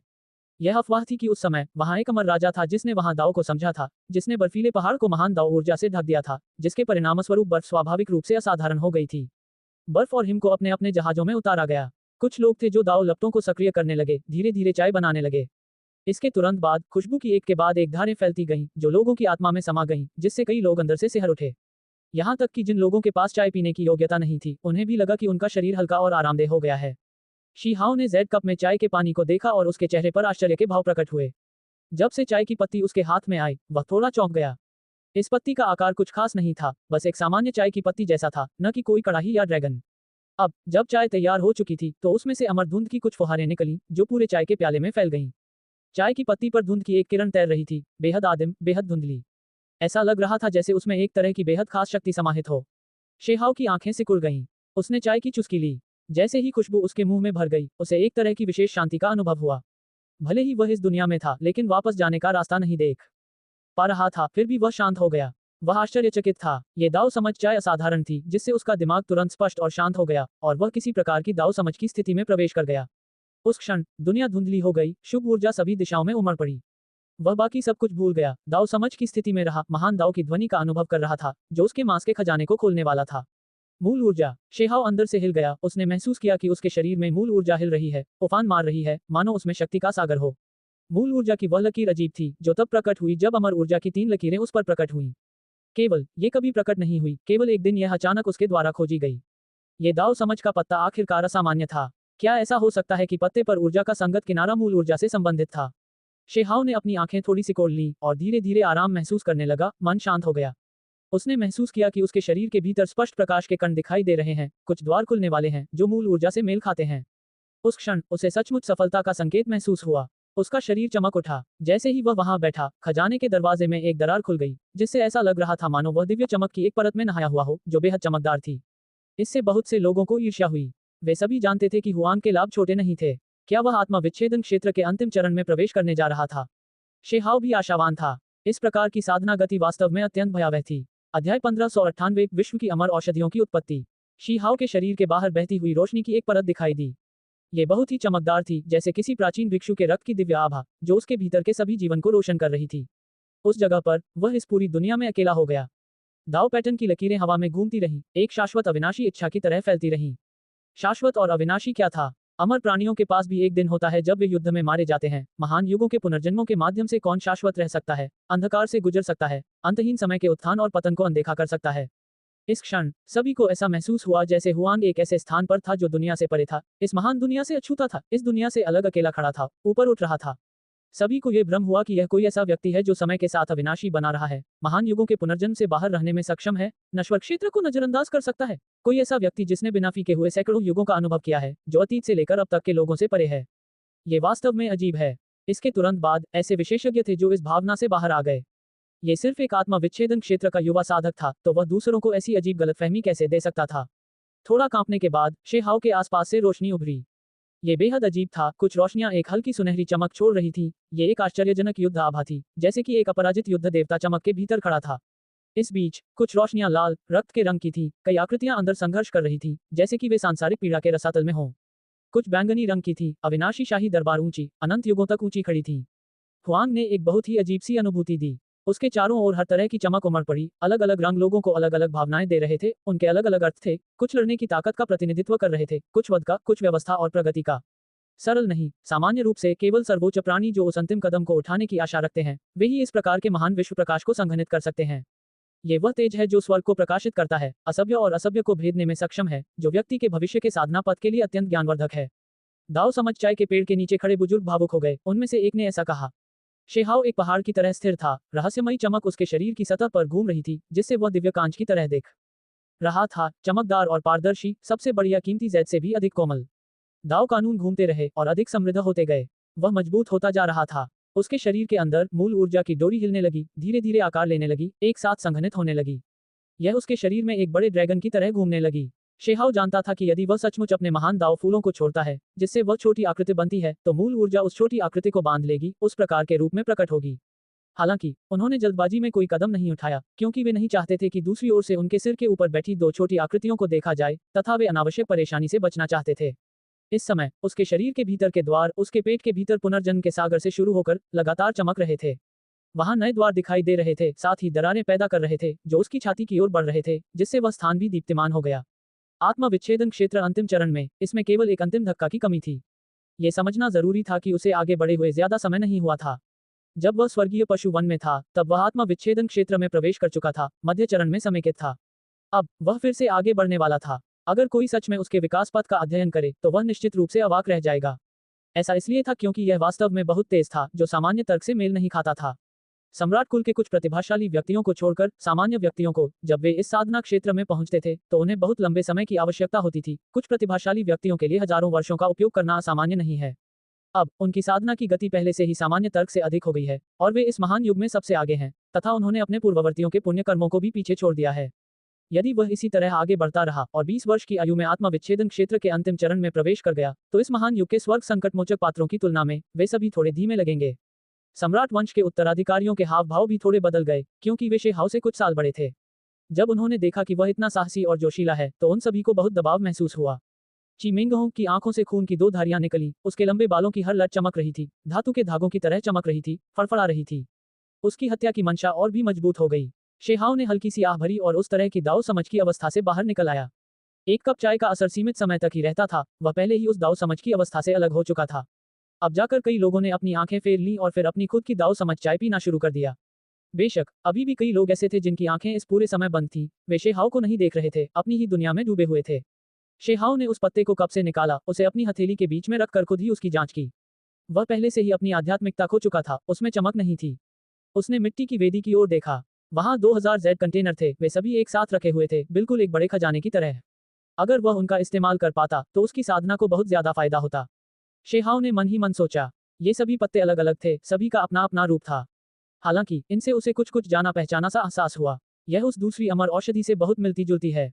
जब वह सड़ी हुई लकड़ी की पेटी को जब्त कर रहा था, तो उसने अमर औषधि की एक डंठल देखी थी। यहाँ तक कि वह गलती से दफन क्षेत्र में एक भूमिगत नस में पहुंच गई थी, क्योंकि वह उसका पीछा करते हुए दफन रसातल में प्रवेश कर गया था। दवा का वह डंठल मूल रूप से एक पेड़ था, लेकिन अंत में एक दफन राजा ने उसके तने का एक हिस्सा हटा दिया और उसे ताबूत में बदल दिया। वह अमर औषधि तब क्रोध में भाग गई। ये समान है। शेहाओ को धीरे धीरे लगने लगा कि दवा का डंठल इस दाव कॉम्प्रिहेंशन टी ट्री से बहुत मिलता जुलता है। हालांकि उस पेड़ में सिर्फ तना और एक कोमल शाखा बची थी, लेकिन जो पत्तियां उन्होंने पैदा की, वे सभी पूरी तरह से अलग थीं। उसे स्पष्ट रूप से याद था कि कोमल शाखा की चमकती हुई पत्तियां विभिन्न आकार की थीं। उदाहरण के लिए भाले, पगोडा, तीर और अन्य सभी अत्यंत अजीब। यह विशेष रूप से तब हुआ जब उन्होंने एक प्राप्त भी किया, उसे एक जेड बर्तन में संरक्षित किया, लेकिन यहाँ न लाकर उन्होंने इसे इंपीरियल पास में अपने पुराने दोस्तों के पास छोड़ दिया। अंतर भी है। शेहाओ को याद आया। उस दवा की पत्तियां सुगंधित थीं, औषधीय सुगंध इतनी समृद्ध थी कि वह फैलती नहीं थी। उसके भीतर अमर सार था, जो लंबे समय तक चलने वाली दवाओं को परिष्कृत करने के लिए बेहद उपयुक्त था। इस बीच दाव समझ चाय के पेड़ की पत्तियां चाय बनाने के लिए अधिक उपयुक्त थीं। दाव को समझने के लिए उपयोग की जाती थी, लेकिन उनके भीतर संग्रहित अमर पदार्थ सीमित था। यह अफवाह है कि चाहे कोई भी युग हो, अमर प्राणियों की तो बात ही छोड़िए, यहाँ तक कि अमर राजा भी, जब भी दारो कॉम्प्रिहेंशन टी ट्री की पत्तियां परिपक्व होती हैं, वे सभी प्रकट होते हैं, कुछ कप चाय पीने के लिए यहाँ आते हैं। जब पर्वत शिखर शांत हो गया, तो दाव समझ चाय वृक्ष की रक्षा करने वाले कुछ बुजुर्गों ने वास्तव में ये शब्द कहे। जब कुछ लोगों ने ये सुना, तो वे अपनी दाव समझ की अवस्था से जाग गए। उन सभी के चेहरे पर हैरानी के भाव थे। उन्होंने ध्यान से पूछा कि ऐसा क्यों हो रहा है। क्या चाय का पेड़ इतना स्वर्ग विरोधी था? इस दुनिया में अभी भी कुछ सच्ची अमर जड़ें बची हुई हैं, कुछ इस दुनिया में जन्मजात रूप से पैदा हुई हैं। एक क्षेत्र की सच्ची पैतृक जड़ें कुछ अमर राजाओं या अमर राजाओं के गुजरने के बाद उत्पन्न हुई, उनका महत्व असाधारण है। जब उसने ये शब्द सुने, तो शेहाओ की अभिव्यक्ति गंभीर हो गई। उसने पहले सुना था कि जब सच्चे अमर लोग मर जाते हैं, तो कुछ अमर औषधियों में बदल जाते हैं, जो एक अलग तरीके से जीवित रहने में सक्षम होते हैं। अब उसे अंततः इस दुनिया के विशेषज्ञों से प्रमाण मिल गया। सच्चे अमर भी पर्याप्त नहीं थे, केवल अमर राजा स्तर के अस्तित्व के पास मरने के बाद अमर औषधि बनने का मौका था। ये सचमुच चौंकाने वाला था। दाव कॉम्प्रिहेंशन ट्री उस समय ये शीर्ष 3 पैतृक जड़ों में रैंक करने के लिए पर्याप्त था, सबसे प्रसिद्ध अमर दवाओं में से एक। यहाँ तक कि जब अमर राजा चाय पीते थे तो उन्हें कुछ अंतर्दृष्टि मिलती थी, मूल्य अथाह था। एक बुजुर्ग ने ये पंक्ति कही जिससे सभी लोग दंग रह गए। कितनी अफसोस की बात है, अंत में इसे एक आपदा का सामना करना पड़ा। इस पैतृक जड़ को किसी ने काट दिया, इसकी जड़ें 2 भागों में विभाजित हो गईं, अलग अलग स्थानों पर स्थापित हो गईं, औषधीय प्रकृति कमजोर हो गई। जब ये रहस्य उजागर हुए तो सभी दंग रह गए। एक बेमिसाल अमर औषधि को वास्तव में बेरहमी से 2 भागों में बांटकर 2 वृक्ष बना दिया गया। सभी को तुरंत पछतावा हुआ। अगर दाव कॉम्प्रिहेंशन ट्री को कोई नुकसान नहीं पहुंचा था जब उन्होंने ये कप चाय पी थी, तो उनकी अंतर्दृष्टि कितनी शक्तिशाली होगी। ये तो समझना ही होगा कि अमर राजा भी कुछ प्याले पीने के लिए आते होंगे। ये कितना गौरवशाली अवसर था। इसे 2 भागों में क्यों विभाजित किया गया, ये बहुत खेदजनक है। सम्राट कबीले के विशेषज्ञ वुकुन ने खेद से भरी सांस के साथ कहा। इसे क्या माना जा सकता है? तथाकथित दूसरी अमर जड़ के बारे में अफवाह थी कि वह 6 भागों में विभाजित है, जो और भी अधिक भयावह और दयनीय है। बुजुर्ग ने कहा। आह, क्यों? भीड़ ने घबराकर चिल्लाया। वास्तव में दूसरा अमर मूल कौन सा था? क्या ये दुनिया द्वारा जन्मजात रूप से उत्पन्न एक पैतृक मूल था, या यह एक गैर जन्मजात पुनर्जन्म था? अफवाह है कि मेरे पक्ष के अमर राजा उस अमर जड़ से सावधान हैं। ऐसी अफवाहें हैं कि उस जड़ को 6 भागों में विभाजित कर दिया गया है। एक प्राणी के 6 बड़े हिस्सों को दफना दिया गया है, एक दिन फिर से एक साथ इकट्ठा किया जाएगा। ये सुनकर सभी लोग अचंभित रह गए। ये कैसा प्राणी था? ऐसा कब हुआ? ये कुछ ऐसा है जिसे एक मृत अमर राजा ने अपने अंतिम वर्षों में एक पत्थर के स्तंभ से निकाला था। बुजुर्ग ने उत्तर दिया। उसके चेहरे पर आदर और गंभीरता थी, तथा उसके चेहरे पर बहुत सम्मान था। भले ही उस अमर राजा को मरे हुए अनंत वर्ष हो गए हों, फिर भी वह बड़ी श्रद्धा रखता था, जरा भी लापरवाही करने का साहस नहीं करता था, अत्यंत सम्मानपूर्ण स्वर में बोलता था। हालांकि एक अमर राजा की मृत्यु चौंकाने वाली थी, लेकिन ऐसा नहीं था कि ऐसा कुछ हुआ ही नहीं था। कम से कम वे पिछले महान युग में युद्ध में मारे गए थे। जहां तक उस बूढ़े राजा का प्रश्न है जिसके बारे में उन्होंने बात की, वह वास्तव में ऐसी घटना थी जो न जाने कितने वर्ष पहले घटित हुई थी। ठीक है, अब यह आपके अपने प्राकृतिक भाग्य पर निर्भर करेगा। जिसके तरीके मजबूत होंगे वही अधिक प्राप्त करेगा। दाव कॉम्प्रिहेंशन चाय के पेड़ के नीचे एक बुजुर्ग ने मिट्टी की वेदी की ओर इशारा करते हुए कहा। वहां 2000 से ज्यादा जेड कंटेनर थे जिनमें दुर्लभ दाव कॉम्प्रिहेंशन चाय की पत्तियां थीं। अमर पत्तियों पर लड़ाई आधिकारिक तौर पर शुरू हुई। कोई भी उनके लिए लड़ सकता था, और इस बार यह अब एक कंटेनर तक सीमित नहीं था। सभी कबीले कार्रवाई कर सकते हैं जब तक कि कोई काफी मजबूत हो, यहाँ तक कि 100 पर कब्जा करना भी ठीक था। इसका मतलब था 100 पत्ते, दाव को समझने के 100 अवसर। केवल यह विचार ही किसी को पागल बना देने के लिए पर्याप्त था। अध्याय 1599 उदय। पहाड़ की चोटी पर माहौल तुरंत बदल गया। असली निर्णायक क्षण आ गया था। महान निर्णायक युद्ध शुरू होने वाला था। ऐसा इसलिए था क्योंकि यह प्रत्येक प्रतिष्ठित बैठक का सबसे रोमांचक हिस्सा था। वहां इतनी सारी दाव समझ चाय की पत्तियां थीं कि अगर अंत में केवल एक छोटा सा आधा हिस्सा भी विभाजित किया जाता तो भी यह 1000 से ज्यादा पत्तियां होती। दाव को समझने का मौका कौन छोड़ेगा? एक पत्ता क्षणिक ज्ञान के स्वर्गीय अवसर का प्रतिनिधित्व करता था। अन्य कुलों की तो बात ही छोड़िए, यहाँ तक कि सम्राट कुल के युवाओं की आंखें भी लाल थीं। उसी क्षण जानलेवा ऊर्जा हवा में फैल गई। विभिन्न कबीले अपनी अपनी तैयारियां पूरी करने लगे। यहाँ तक कि जो कबीले पहले हमेशा शांत रहते थे, वे भी अब ताकत बटोर रहे थे। वे एक साथ मिलकर काम करने जा रहे थे। उन्हें किसी भी कीमत पर प्राकृतिक किस्मत का एक हिस्सा हासिल करने की जरूरत थी। दाव समझ पर्वत। ये स्थान अत्यंत राजसी था। पहाड़ की चोटी पर मिट्टी और चट्टान सभी में हल्की धातु जैसी चमक थी, अत्यंत मजबूत, क्योंकि यहाँ आश्चर्यजनक रूप से बड़ी संरचनाएं स्थापित थीं, जो इस स्थान को तीव्र युद्धों के दौरान नष्ट होने से बचाती थीं। अब पैटर्न की एक के बाद एक लकीरें चमक उठी, पिघली हुई धातु की तरह घाटियों से बहते हुए, चौंकाने वाली गर्म महान संरचना सक्रिय हो रही थी। हरा घास का मैदान नर्म था, लेकिन अब कोई भी नहीं बैठा। यहाँ तक कि जंगली और क्रूर स्कारलेट किंग वंशज चिमेंगहोंग और अन्य जैसे सम्राट कबीले भी पहले से ही उठ चुके थे। उनकी पुतलियां छोटे सूरज की तरह महत्वपूर्ण ऊर्जा जमा कर रही थीं। दाव कॉम्प्रिहेंशन ट्री पूरी तरह से नंगा था, उस पर एक भी पत्ता नहीं बचा था, लेकिन फिर भी उसमें अनंत जीवन शक्ति थी। कोई भी अमर धुंध को हवा में फैलते हुए देख सकता था, जो सीधी और मजबूत शाखाओं के बीच घूम रही थी। इसकी शाखाएं बहुत बड़ी और मोटी थीं, पुरानी छाल बाहर की ओर नीले ड्रेक के तराजू की तरह मुड़ी हुई थी। तीनों के नीचे मिट्टी की वेदी पर जेड कंटेनरों की कतारें चमक रही थीं, धुंधली चमक निकल रही थी। वे अमर दाव आभा लेकर चलते थे, जो किसी के मन को झकझोर देती थी। शेहाव के पैर तना हुआ था, शरीर थोड़ा झुका हुआ था। वह एक क्रूर मानव रूपी ड्रैगन की तरह दिख रहा था जो हमला करने वाला था, किसी भी समय बिजली की तरह बाहर निकलने के लिए तैयार था। वह इन दाव समझ चाय की पत्तियों के बारे में भी काफी परवाह करता था। आप सभी को पहाड़ के नीचे इंतजार करना चाहिए। शेहाव ने पलटकर उन लोगों से बात की जिन्हें उसने बचाया था। ठीक है बड़े भाई, तुम्हें सावधान रहना होगा। उस छोटी लड़की की आंखें झपक गईं, उसने समझदारी से जवाब दिया। फिर बूढ़ी औरत के नेतृत्व में बच्चे जल्दी से पहाड़ से चले गए, अभी भी काफी घबराए हुए और डरे हुए थे। शुरू करना। उस प्राचीन वृक्ष के नीचे एक बुजुर्ग बोले। छी! तुरंत ही कुछ लोग अमर चाय की पत्तियों को पकड़ने के लिए दौड़ पड़े, बिजली की तरह आसमान को चीरते हुए। वे बहुत तेज थे, केवल कुछ छवियां पीछे छोड़ गए। ये सम्राट कबीले के लोग थे। उन्होंने सीधे कार्रवाई की, वेदी की ओर महान जादुई शक्ति जारी की। शेहाओ ने आश्चर्य से कहा, वे उस जगह पर हमला कर रहे थे। उसकी गति भी बहुत तेज थी। समय बर्बाद करने के बजाय उसे पहले पहुंच जाना चाहिए था। शुरू में वह उन्हें पकड़ने के लिए अपना हाथ बढ़ाना चाहता था, लेकिन अब उसने पाया कि कुछ ठीक नहीं लग रहा था, क्योंकि दूसरे कबीले सभी हमला कर रहे थे। कुछ ही देर बाद उसे समझ में आ गया कि यही एकमात्र रास्ता है। वेदी के चारों ओर प्रकाश की एक परत फैल गई। वह मिट्टी की प्राचीन वेदी देखने में बहुत छोटी लग रही थी। वह बहुत भव्य और दिव्य नहीं थी, लेकिन उसमें एक तरह की रहस्यमयी शक्ति थी जिसने इन सभी शक्तिशाली व्यक्तियों को रोक रखा था। वहां एक सुरक्षा अवरोध था। मिट्टी की वेदी अत्यंत प्राचीन थी, जिसके चारों ओर अनेक विचित्र प्रतीक बने हुए थे, जो अमर चाय की पत्तियों को सीधे प्राप्त करने में बाधा डालते थे। इसके तुरंत बाद शी हाओ को समझ में आ गया कि उसे अपने तरीके बदलने चाहिए। अतीत में अमर राजा भी यहाँ आते थे, वेदी को एक साइड टेबल की तरह इस्तेमाल करते थे, उसके चारों ओर बैठते थे और अमर चाय का आनंद लेते थे। उस तरह की प्रतिष्ठित बैठक कितनी आश्चर्यजनक थी।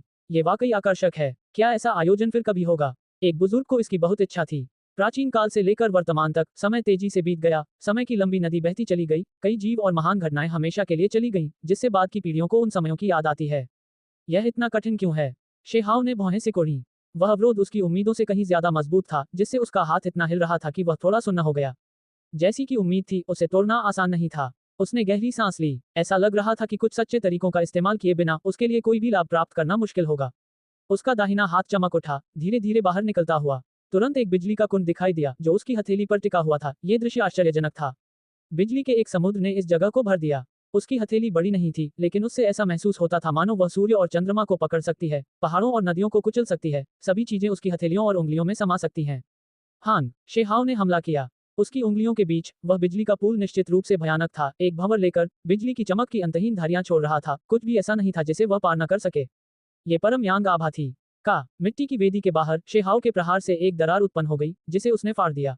आसपास के इलाके में लोगों का एक समूह ठंडी हवा में सांस ले रहा था। ये हुआंग बहुत शक्तिशाली था, है न? केवल वे ही जानते थे जिन्होंने व्यक्तिगत रूप से भाग लिया था कि अवरोध कितना मजबूत था। इसे तोड़ना बहुत कठिन था। कई राजा कुलों ने हाथ मिला लिया और 10 से अधिक बार हमला किया, लेकिन वे अवरोध को जरा भी नुकसान नहीं पहुंचा पाए। अचानक कई हाथ आगे बढ़े, शेहाओ द्वारा खोले गए दरार से अंदर पहुंचने की इच्छा से। वे जादुई शक्ति से बने थे, दाव कानूनों का अवतार। ये दूसरों के काम को उधार लेकर परिणाम प्राप्त करने, अपने अवसरों का लाभ उठाने का प्रयास था। शेहाओ की अभिव्यक्ति ठंडी थी। उसने एक ठंडी नजर डाली। उनमें चिमेंगहों के अधीन एक बूढ़ा नौकर था, साथ ही अन्य राजा कुलों के अन्य लापरवाह व्यक्ति भी थे। वह जानता था कि ये लोग जरूरी नहीं कि उसके काम का फायदा उठाना चाहते हों, बल्कि वे तो बस उसे परेशान करना चाहते थे, उसे उकसाना चाहते थे और उसका मूड खराब करना चाहते थे। शेहाओ के दाहिने हाथ ने धीरे से शून्य में दबाव डाला। परिणामस्वरूप वह बिजली का कुंड कांप उठा और उसके भीतर से अनंत मात्रा में चमचमाता पानी अचानक फूट पड़ा। वह सामान्य पानी नहीं था, बल्कि बिजली की तरह चमकता हुआ समुद्र था। अब जब इसे इस तरह से छोड़ा गया तो यह अतुलनीय था, बस एक छोटे से स्वर्गीय क्लेश की तरह। आसमान में वे हाथ बिजली से घिरे हुए थे, मानो वे धातु की जंजीरों से बंधे हों। फिर वे फट गए। खून की चमक दिखाई दी, जो बाहर की ओर फैल गई। वह जगह फट गई। उन बड़े हाथों में बिजली गिरने से वे सभी घायल हो गए थे। वे रक्तरंजित और बुरी तरह से क्षत विक्षत हो गए थे। सफेद हड्डियां दिखाई देने लगी थी। सभी गंभीर रूप से घायल हो गए थे। हथेलियां टूट गई थीं। यद्यपि यह जादुई शक्ति द्वारा निर्मित था, न कि उनके वास्तविक शरीर द्वारा, फिर भी यह समान जीवंत और सजीव था। साथ ही भले ही वे असली हथेलियां और उंगलियां नहीं थीं, फिर भी वे लोग कराह नहीं रोक पाए। उनके मुंह से खून बह रहा था, शरीर कांप रहा था। ऐसा इसलिए था क्योंकि शक्ति बढ़ाने के लिए उन्होंने अपनी जादुई शक्ति का इस्तेमाल किया था। अब जबकि वे हाथ गंभीर रूप से घायल हो गए थे, तो उन्हें भी जवाबी हमले का सामना करना पड़ा। पेंग शेहाओ ने बिना समय बर्बाद किए दरार बंद होने से पहले उसका दाहिना हाथ अवरोध में घुस गया। उसकी उंगलियां खुल गईं और उसने जेड कंटेनरों की पंक्तियों को पकड़ लिया। वह स्तब्ध रह गया। अंत में वह केवल एक को ही पकड़ सका, अन्य को हिलाने में असमर्थ रहा। इसके तुरंत बाद उसे समझ में आ गया, हर बार केवल एक पत्ता ही प्राप्त किया जा सकता था, क्योंकि सम्राट कबीले इस तरह से काम करते थे। एक पत्ता प्राप्त करने के बाद पीछे हट जाते थे, फिर अवरोध पर फिर से हमला करते थे। शेहाओ ने भौहें सिकोड़ी। जब वह पीछे हटा तो उम्मीद के मुताबिक दरार बंद हो गई। क्या इस मिट्टी की वेदी द्वारा निर्मित सुरक्षा प्रतीक एक प्रकार का परीक्षण हो सकते हैं, जिसके भीतर अमर प्राणियों के विचार हों? हां। इसके तुरंत बाद शी हाओ फिर से आगे बढ़ा, अभी भी बिजली के पुल का उपयोग करते हुए। प्रकाश की बाधा से टकराया। शोर बहुत जबरदस्त था, भेदते हुए एक दरार पैदा कर रहा था जो बहुत छोटी नहीं थी। उसने आश्चर्य की अभिव्यक्ति प्रकट की। दरार अभी भी पर्याप्त रूप से बड़ी थी, अभी भी उसके लिए उसमें से गुजरने के लिए पर्याप्त थी, लेकिन ये पहले से छोटी थी। भले ही उसने जो जादुई शक्ति का इस्तेमाल किया था वह थोड़ी अधिक थी। शी हाओ ने जल्दी से एक जेड कंटेनर उठाया और फिर दोबारा कोशिश की। इस बार उसका अनुभव गहरा था। बिजली के पुल की शक्ति कम नहीं हुई, लेकिन बाधा में केवल एक छोटी सी दरार दिखाई दी। क्या ऐसा हो सकता है कि उसी बहुमूल्य तकनीक के प्रभाव और भी अधिक घटिया हो जाएं? शेहाओ ने एक अजीब अभिव्यक्ति प्रकट की। जब उसने 5वां जेड कंटेनर निकाला तो दबाव बढ़ गया। ऐसा लग रहा था कि इस तरह की दिव्य क्षमता से परिचित होने के बाद वेदी ने किसी तरह का प्रतिरोध विकसित कर लिया था। इसने लक्षित रक्षात्मक शक्ति प्रदर्शित की जिसे अब तोड़ना मुश्किल था। फिर उसने देखा कि दूसरे लोग दिव्य क्षमताओं को बदल रहे हैं, प्रकाश की स्क्रीन पर हमला करना जारी रखते हैं। जैसा कि अपेक्षित था, प्रभाव फिर से अधिक हो गए। जब शिहाओ को ये बात समझ में आई तो उसे कोई जल्दी नहीं थी। ऐसा इसलिए था क्योंकि उसके पास अभी भी दूसरे तरीके थे, ये सिर्फ समय की बात थी, वह अपनी गति से आगे बढ़ सकता था। उसने अपनी दृष्टि अन्य प्राणियों पर, उनके लौटने पर केंद्रित की। कुछ लोग हाथ मिला रहे थे, परिणाम बुरे नहीं थे। पहले कुछ राजा कुलों के पास अमर चाय की पत्ती पाने की क्षमता भी नहीं थी, लेकिन अब उन्हें कुछ लाभ मिल रहा था, एक कंटेनर प्राप्त करना। उसने राजा कुलों में से एक पर निशाना साधा, साथ ही चिमेंगहों के सेवक पर भी। वे उन लोगों में शामिल थे जिन्होंने पहले कार्रवाई की थी, हस्तक्षेप किया था। शेहाओ का पूरा शरीर चमक उठा, उसके शरीर पर प्रतीक उभर आए, उसे कवच की एक परत की तरह ढक दिया, उसे अंदर से सुरक्षित कर दिया। वह हिंसक रूप से हमला करने लगा, एक निश्चित राजा कबीले की ओर भागा। तुम, हुआंग, राजा कबीले का प्राणी चिल्लाया। वास्तव में उनमें हमेशा आत्मविश्वास की कमी थी। वे हुआंग को परेशान करते थे, यह आपदा लाने वाला था। वे हमेशा उसके प्रतिशोध के खिलाफ चौकन्ने रहते थे। अब वह उम्मीद के मुताबिक आया। उन्होंने सम्राट कुलों के आदेश पर काम किया, इसलिए उनके पास कार्रवाई करने के अलावा कोई विकल्प नहीं था। अब इस राक्षस राजा ने अपने रास्ते पर कत्लेआम मचा दिया, जिससे वे तुरंत घबरा गए और जल्दी से रास्ते से हट गए। उन्हें केवल एक अमर पत्ती का पात्र ही प्राप्त हुआ था और वे उसे किसी और को नहीं सौंप सकते थे। केवल हुआंग की गति बहुत तेज थी, कुनपेंग पंख फैलाए, आकाश को फाड़ने में सक्षम, तुरंत 10,000 ली के माध्यम से यात्रा कर रहा था। वे कैसे बच सकते थे? हान, जब दो कुनपेंग विंग नीचे उतरे तो इस कबीले के कुछ विशेषज्ञ दहाड़ने लगे। वे सभी गंभीर रूप से घायल हो गए, खून से लथपथ हो गए और बाहर उड़ गए। इससे अन्य कबीले चिंतित हो गए। आखिर उसकी शक्ति कितनी क्रूर और अत्याचारी थी। वे सभी लोग आत्मा मुक्ति के अंतिम चरण में थे, सच्चे महान विशेषज्ञ थे, हजारों वर्षों से प्रशिक्षित थे, लेकिन अभी भी उन्हें युवा पीढ़ी, अभिजात वर्ग का हिस्सा नहीं माना जा सकता था। हालांकि लोगों का ये समूह दिव्य पंखों को धारण करने वाली हुआंग की अराजक ऊर्जा के तहत लगभग टुकड़े टुकड़े हो गया, उनका खून मिट्टी की वेदी के सामने फैल गया। जेड कंटेनर उनकी मुट्ठी से छूटकर हवा में लुढ़क गया। कुछ लोगों की आंखें लाल हो गईं, लेकिन किसी ने भी आगे बढ़ने की हिम्मत नहीं की, नहीं बाघ के मुंह से खाना चुराने की। एक पिंग ध्वनि के साथ शेहाओ ने उसे मजबूती से पकड़ लिया और शांति से उसे दूर रख दिया। मैं वास्तव में आशा करता हूं कि आप सभी मुझे परेशान करना जारी रखेंगे। इस प्रकार के मामलों पर ब्याज वसूलना एक ऐसा काम है जिसे करने में मुझे बहुत खुशी होती है। शेहाओ ने शांति से कहा। उसने उन पर दबाव डालना जारी नहीं रखा, क्योंकि वह उन्हें फिर से लूटना चाहता था। अगर वे जीव फिर से सफल हो गए, तो वह निश्चित रूप से अधिक बोनस के लिए आएगा। हुआंग, बेहतर होगा कि तुम सीमा पार न करो। किसी ने धीमी आवाज में दहाड़ लगाई। पहाड़ की चोटी पर माहौल बहुत तनावपूर्ण था। हर कोई चौकन्ना था, डर रहा था कि आसपास के लोग उनकी कमाई चुरा न लें। अतीत में कुलों के बीच भी लड़ाइयां छिड़ जाती थीं, तथा एक दूसरे की अमर चाय की पत्तियां चुरा ली जाती थीं, लेकिन सामान्यतः ऐसा हमेशा बाद में होता था जब वे वेदी से और अधिक अमर चाय की पत्तियां नहीं छीन पाते थे, और तब महान लड़ाइयां शुरू होती थीं। अब हुआंग ने शुरू से ही ऐसा करने की योजना बनाई थी। शेहाओ ने उन सभी को देखा। फिर 100 ध्वनि के साथ वह फिर से कार्रवाई करते हुए दूसरी दिशा की ओर भागा। तुम्हारी हिम्मत! चिमेंगहोंग की पुतलियां सिकुड़ गईं। हुआंग अपने नौकरों के खिलाफ कार्रवाई कर रहा था। शेहाओ ने उस पर कोई ध्यान नहीं दिया। जब कुनपेंग के पंख फैलते तो 90,000 ली कवर हो जाते, इसकी शक्ति चरम पर होती। अभी पहाड़ की चोटी का क्षेत्र सीमित था, उस तरह का प्रक्षेपण प्रदर्शित करने का कोई तरीका नहीं था। हालांकि विशाल पंखों की जोड़ी ने अभी भी आगे के क्षेत्र को कवर किया, उन 3 पुराने नौकरों को घेर लिया, क्योंकि वास्तव में उन्हें भी कुछ रिटर्न मिला था, एक अमर पत्ता प्राप्त करना। मार डालो! चिमेंगहोंग ने आगे बढ़कर हमला किया और शीहाओ को रोक दिया। हर कोई बहुत घबराया हुआ था। ये तो बस शुरुआत थी, फिर भी 2 महान युवा विशेषज्ञ पहले से ही भिड़ने वाले थे। होंगलोंग, यह एक निर्दयी हमला था। विशालकाय पेंग पंख नीचे उतरे, 3 अत्यंत शक्तिशाली बूढ़े सेवकों पर तब तक प्रहार किया जब तक कि उनके मुंह से खून नहीं निकलने लगा। उनकी सारी हड्डियां पीपा की आवाजें निकालने लगी, जिनमें से कई टूट गईं। इसके अलावा उस जेड कंटेनर का मालिक बदल गया, जिसे हुआंग ने जब्त कर लिया। जब चिमेंगहोंग का हमला हुआ तो हुआंग बहुत ही उग्र हो गया। उसने अपना दाहिना पैर उठाया और हॉर्न की आवाज के साथ उसके चेहरे की ओर लात मारी।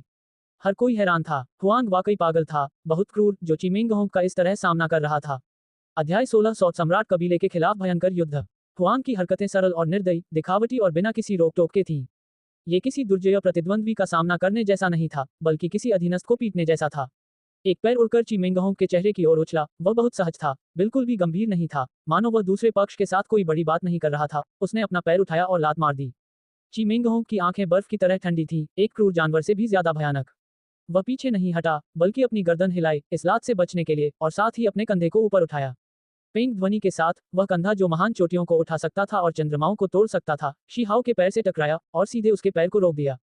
ये कहना ही पड़ेगा कि चिमेंगहोंग की आंखें बहुत ही क्रूर थीं, जो अवसरों को बड़ी ही उत्सुकता से पकड़ती थीं। सामान्य स्वर्गीय आंखें इस प्रकार की गति को नहीं पकड़ सकती थीं, फिर भी उन्होंने सीधे हुआंग का पैर उठाया और फिर अपनी मुट्ठी शेहाओ की ओर तान दी। मुट्ठी की ताकत विश्व को हिला देने वाली थी। 10,000 दाव प्रतीक फूट रहे थे, शक्ति अतुलनीय थी। हर कोई चकित था। चिमेंगहोंग उम्मीद के मुताबिक भयानक था, यहाँ तक कि दूसरे पक्ष के हमलों के तहत, शक्तिशाली खतरे के तहत, उसने अवसर का फायदा उठाया, हिंसक हमला किया। बचाव के रूप में आक्रमण का उपयोग करना, और वह भी इतने क्रूर तरीके से, वह वास्तव में एक असाधारण सम्राट कबीले के युवा विशेषज्ञ होने के योग्य था। बहुत से लोगों ने चिल्लाकर डर जताया। क्या शक्तिशाली हुआंग एक ही वार में पराजित हो जाएगा? ऐसा इसलिए था क्योंकि वह बहुत निष्क्रिय अवस्था में था, लापरवाही से अपना पैर उठाकर लात मार रहा था, अब उसे बलपूर्वक रोक दिया गया था। ये बेहद खतरनाक था। चिमेंगहोंग के कंधे ने शेहाओ के दाहिने पैर को ऊपर उठाया, उसका शरीर शक्तिशाली रूप से आगे बढ़ा, एक मुट्ठी सीधे शेहाओ की छाती पर लगी, जिससे चौंका देने वाली हवाएं चली, और महान दाव कानून पैटर्न उठे। आसपास का शून्य तुरंत टुकड़ों में फट गया। क्या वह यहाँ घातक प्रहार करने जा रहा था, हुआंग के शरीर को नष्ट करने जा रहा था? इस समय कई लोग अपनी सांसें रोके, घबराहट से देखते रहे, चुपचाप परिणाम की प्रतीक्षा करते रहे। हालांकि शेहाओ की प्रतिक्रिया बहुत तेज थी। वह पैर चमक उठा, बहुत भारी हो गया, मानो उसका वजन किसी तारे से भी ज्यादा हो। चमक का एक समुद्र उमड़ पड़ा, आसमान को चीरता हुआ। हान, वह पैर वास्तव में चिमेंगहोंग के शरीर पर कुचल गया, जिससे वह लगभग अपना संतुलन खो बैठा और उसका सबसे शक्तिशाली हमला प्रभावित हुआ। उसी समय शेहाओ का पैर बिल्कुल सीधा हो गया, बायां पैर जोर से लहरा रहा था। एक विंग ध्वनि के साथ वह हवा में ऊपर की ओर उछला, उसका पूरा शरीर उसके बाएं पैर के साथ हिल रहा था। हालांकि इस प्रक्रिया के दौरान उसका दाहिना पैर अभी भी चिमेंगहोंग के कंधे पर था। डोंग, यह एक बहुत ही धीमी आवाज थी। शेहाओ ने अपना बायां पैर उठाया, चाबुक की तरह, एक सुनहरी छवि की तरह, चिमेंगहोंग के दूसरे कंधे पर वार किया। शक्ति बहुत भारी थी। चिमेंगहोंग का शरीर हिल रहा था, चेहरा बहुत ठंडा था। उसकी मुट्ठियां चमक रही थी, ज्वालामुखी की तरह फूट रही थी। वह बहुत ही उन्मत्त था और शेहाओ पर वार कर रहा था। इस समय शीहाओ ने अपने शरीर को हिलाया, दोनों पैर दिव्य चाबुक की तरह भयंकर रूप से आपस में जुड़ गए और चिमेंगहोंग की गर्दन के चारों ओर लिपट गए। आसपास मौजूद भीड़ डर के मारे चिल्लाने से खुद को नहीं रोक सकी, उनके दिल तेजी से धड़क रहे थे, वे बहुत घबराए हुए थे। शीहाओ के पैर फ्लड ड्रैगन कैंची की तरह थे, जो चिमेंगहोंग की गर्दन के चारों ओर लपेटे हुए थे, उसे लगभग 2 टुकड़ों में तोड़ने वाले थे, क्रूर और डरावने। इस प्रक्रिया के दौरान उसके पैरों से दिव्य चमक निकल रही थी, मानो 2 सूर्य एक दूसरे से टकरा रहे हों, दिव्य शक्ति फूट रही हो, आकाश चकाचौंध करने वाली रोशनी से ढका हुआ हो। ये दिव्य जंजीरों की एक के बाद एक लकीरें थीं, हजारों लाखों की संख्या में, आपस में गुंथी हुई, चिमेंगहोंग की गर्दन पर दब रही थीं। होंगलोंग, चिमेंगहोंग ने अपनी गर्दन घुमाई और एक जादुई छाप छोड़ी। उसकी मुट्ठियां समुद्र से निकले सच्चे ड्रैगन की तरह थीं, जो अतुलनीय रूप से दबंग थी, शेहाओ के शरीर पर धमाके कर रही थी, उसे टुकड़े टुकड़े करने वाली थी। शेहाओ ने अपने पैरों को उसकी गर्दन के चारों ओर लपेट लिया, वास्तव में उसकी गर्दन के चारों ओर घूमते हुए, इस प्रहार से बचते हुए, उसकी पीठ की ओर बढ़ गए। लेकिन चिमेंगहोंग किस तरह का व्यक्ति था? वह सम्राट वंश का विशेषज्ञ था, युवा पीढ़ी का एक उत्कृष्ट व्यक्ति था, उसकी युद्ध संबंधी जानकारी भी बहुत भयानक थी। उसका शरीर हिलने लगा, घूमने लगा, मुट्ठियां ऊपर की ओर मुड़ने लगी, लगभग सीधे शेहाओ पर वार करने लगी। उन्मत्त प्रतीक फूट पड़े, समुद्र की तरह उमड़ पड़े। आसमान तुरंत ही टुकड़ों में टूट गया और फिर ढह गया। शीहाओ के पैर आखिरी बार मुड़े और फिर उसका शरीर इस झटके को झेले बिना बाहर निकल गया, दोनों अलग हो गए। बहुत से लोग तो ये भी नहीं देख पाए कि आखिर हुआ क्या था, एक दूसरे के पास से गुजरने से पहले। बहुत से लोग तो ऐसे भी थे जिन्हें पता ही नहीं चला कि आखिर हुआ क्या था, शुरुआती झड़प इस तरह खत्म हो गई। शेहाओ की अभिव्यक्ति शांत थी। इस आदान प्रदान ने उनके प्रतिद्वंद्वी को प्रभावी रूप से घायल नहीं किया, लेकिन वह दूसरे पक्ष की ताकत का आकलन करने में सक्षम था। वह वास्तव में दुर्जय था, सम्राट कबीले विशेषज्ञ होने के योग्य। चिमेंगहोंग का चेहरा ठंडा था, मानो उस पर बर्फ की एक परत जमी हुई थी, इतनी मोटी कि वह पिघल ही नहीं सकती थी। उसे कोई गंभीर चोट नहीं लगी थी, लेकिन उस बातचीत में वह निश्चित रूप से उतना अच्छा नहीं लग रहा था। ऐसा इसलिए था क्योंकि हुआंग अभी भी बहुत ही ढीठ व्यवहार कर रहा था। उसने तुरंत अपना पैर उठाकर उसके चेहरे पर लात मारी, फिर उसने अपने पैरों को उसकी गर्दन के चारों ओर लपेट लिया जैसे कि वह उस पर सवार हो। वह सम्राट वंश से था, उसके विरुद्ध ऐसा व्यवहार करने, उसकी गर्दन पर बैठने, इस प्रकार अपमानित होने का साहस किसी ने कब किया था? भले ही उसे कोई चोट न लगी हो, लेकिन इस तरह की उपस्थिति ने उसे और भी क्रोधित कर दिया। सम्राट कुलों को हराया नहीं जा सकता था और भी अधिक अपमानित नहीं किया जा सकता था। उसने महसूस किया कि हुआंग उसके प्रति जानबूझकर ऐसा व्यवहार कर रहा था, जबकि ऐसा करने में वह लगभग घायल ही हो गया था। हुआंग, तुम मौत को आमंत्रित कर रहे हो। चिमेंगहोंग की पुतलियों ने लाल रंग की 2 किरणें छोड़ी और तेजी से आगे बढ़ते हुए शीहाओ से मौत तक लड़ने की इच्छा जताई। तुमने बहुत ज्यादा सोचा, मैं सिर्फ तुम्हारे चेहरे पर पैर रखना चाहता था। ये तुम ही हो जिसने सोचा कि मैं तुम्हारी गर्दन पर बैठना चाहता हूँ। शेहाओ ने जवाब दिया। मर जाओ। चिमेंगहोंग का चेहरा और भी उदास हो गया। चाहे दूसरा पक्ष उसका मजाक उड़ा रहा हो या वास्तव में ऐसा चाहता हो, इसे बर्दाश्त नहीं किया जा सकता था। वह इस अपमान को मिटाने के लिए दूसरे पक्ष को व्यक्तिगत रूप से मारने जा रहा था। हान, उसके सिर के ऊपर से एक प्राचीन जानवर निकला। ये खून के रंग का था, एक ऐसी जानवर प्रजाति जिसे पहले कभी नहीं देखा गया था। यह मुट्ठी के आकार का था, एक क्रूर जानवर की तरह, लेकिन इसका पूरा शरीर खून के रंग की हड्डीदार स्पर से ढका हुआ था। एक महासागर जैसा खून का रंग उभर आया। ये प्राणी तुरंत शेहाओ पर उग्र रूप से दहाड़ने लगा। सभी के सिर सुन्न हो गए, सभी डर गए। यहाँ तक कि बहुत दूर खड़े शक्तिशाली साधक भी गहरे सदमे में थे, पूरे शरीर अकड़ गए, पूरी तरह से स्तब्ध हो गए। ऐसा इसलिए था क्योंकि वे आगे नहीं बढ़ सकते थे, वहां बंद थे, खून के समुद्र से प्रतिबंधित थे, जिससे मुक्त होने के लिए संघर्ष करना कठिन था। बहुत से लोग डरे हुए थे। साधकों के रूप में उनका अपना शरीर सबसे महत्वपूर्ण था। उन्होंने आंतरिक गहन रहस्यों का अध्ययन किया, महान दाव को महसूस किया, अपनी आत्माओं को पूर्णता तक विकसित किया, फिर भी अब वे अपने शरीर को नियंत्रित नहीं कर सकते थे। वे न तो हिल सकते थे, न बोल सकते थे, एक तरह की पूर्ण स्थिरता में थे। वे सभी घबराने लगे। केवल सम्राट कबीले, वुकुन, यूयू और अन्य लोगों ने ही पहले से तैयारी कर रखी थी, जो ची मिंगहोंग की ताकत को जानते थे। वे इस दहाड़ से बचते हुए, प्रभावित हुए बिना रास्ते से हट गए। शेहाओ का चेहरा गंभीर हो गया। उसे लगा जैसे वह समय के भंवर में खड़ा है। इस पल ऐसा लग रहा था जैसे समय रुक गया हो, हमेशा के लिए वहीं स्थिर हो गया हो। क्या ये समय का क्षेत्र था? ये सचमुच आश्चर्यजनक था। इसमें कोई संदेह नहीं कि वह रक्त पिपासु ची मिंगहोंग की आदिम आत्मा थी, उसका मूल स्वरूप। जैसा कि अपेक्षित था, वह अत्यंत क्रूर था, समय के प्राकृतिक नियम को समझता था। हालांकि शी हाओ को लगा कि इन समय कानूनों में कुछ समस्याएं थीं, जैसे कि यह केवल कारावास था, समय को जब्त करने जैसी किसी अन्य चीज को छूना नहीं था। हुआंग, बस अपनी जान सौंप दो, ची मिंगहोंग ने दहाड़ते हुए कहा। वह स्पष्ट रूप से बहुत क्रोधित था, अन्यथा वह अपने कबीले के प्रतिबंधित गुप्त तरीकों में से किसी एक का सीधे तौर पर उपयोग नहीं करता। शेहाओ ने भौहें सिकोड़ी। उसे सचमुच मौत का खतरा महसूस हुआ। समय मानो रुक गया था, उसके लिए हिलना भी मुश्किल था। वह सचमुच अपनी जगह पर जम गया था। ऐसा पहले कभी नहीं हुआ था। कोई युवा विशेषज्ञ कितना भी शक्तिशाली क्यों न हो, वे उसे अपनी जगह पर नहीं रोक सकते थे। यहाँ तक कि अस्थायी प्रतिबंध भी तुरंत तोड़ दिए जाते थे। तो यह एक सम्राट कबीला था। उन सभी के पास अपनी अपनी प्रसिद्ध प्रतिबंधित गुप्त कलाएं थीं, अजेय, बेजोड़। मारना। ची मिंगहोंग ने इस अवसर को बर्बाद नहीं किया, सीधे अपना रास्ता बनाया। उसने मुट्ठी का निशान बनाया, शेहाओ की भौहों के बीच की जगह पर प्रहार किया। वह एक ही हमले में अपने प्रतिद्वंद्वी को चकनाचूर करने वाला था। Dong, Dong, Dong. इस समय दबी हुई आवाजें बार बार सुनाई दे रही थीं, मानो किसी प्रागैतिहासिक विशालकाय जानवर का दिल धड़क रहा हो और बहुत तेज आवाजें निकल रही हों। ये गड़गड़ाहट से भी ज्यादा तेज थी। हर कोई दंग रह गया। ये सब हुआंग के शरीर के भीतर से आया था। कुछ लोग, जिनकी दिव्य दृष्टि थी, देख सकते थे कि ऐसा लग रहा था जैसे उसके शरीर के अंदर भट्टियां हों और उन सभी में दिव्य ज्वालाएं उठ रही हों तथा उनके शरीर से स्पष्ट प्रकाश निकल रहा हो। ये धधकती दिव्य भट्टियां थीं जो एक के बाद एक फूटती थीं, स्वर्ग की अपार शक्ति से भरी हुई। वे एक साथ काम करते हुए, प्रतिध्वनि करते हुए, एक विशाल हृदय की धड़कन जैसी स्पंदनशील ध्वनि बनाते थे। वे हुआंग के द्वार थे, उसकी आंतरिक दुनिया के द्वार। हालांकि बाहरी लोग उसे नहीं देख सकते थे, उन्हें केवल ऐसा महसूस होता था जैसे वहां भट्टियां थीं जो अतुलनीय दैवीय शक्ति से फूट रही थीं और वे सभी शक्ति से भरपूर थीं।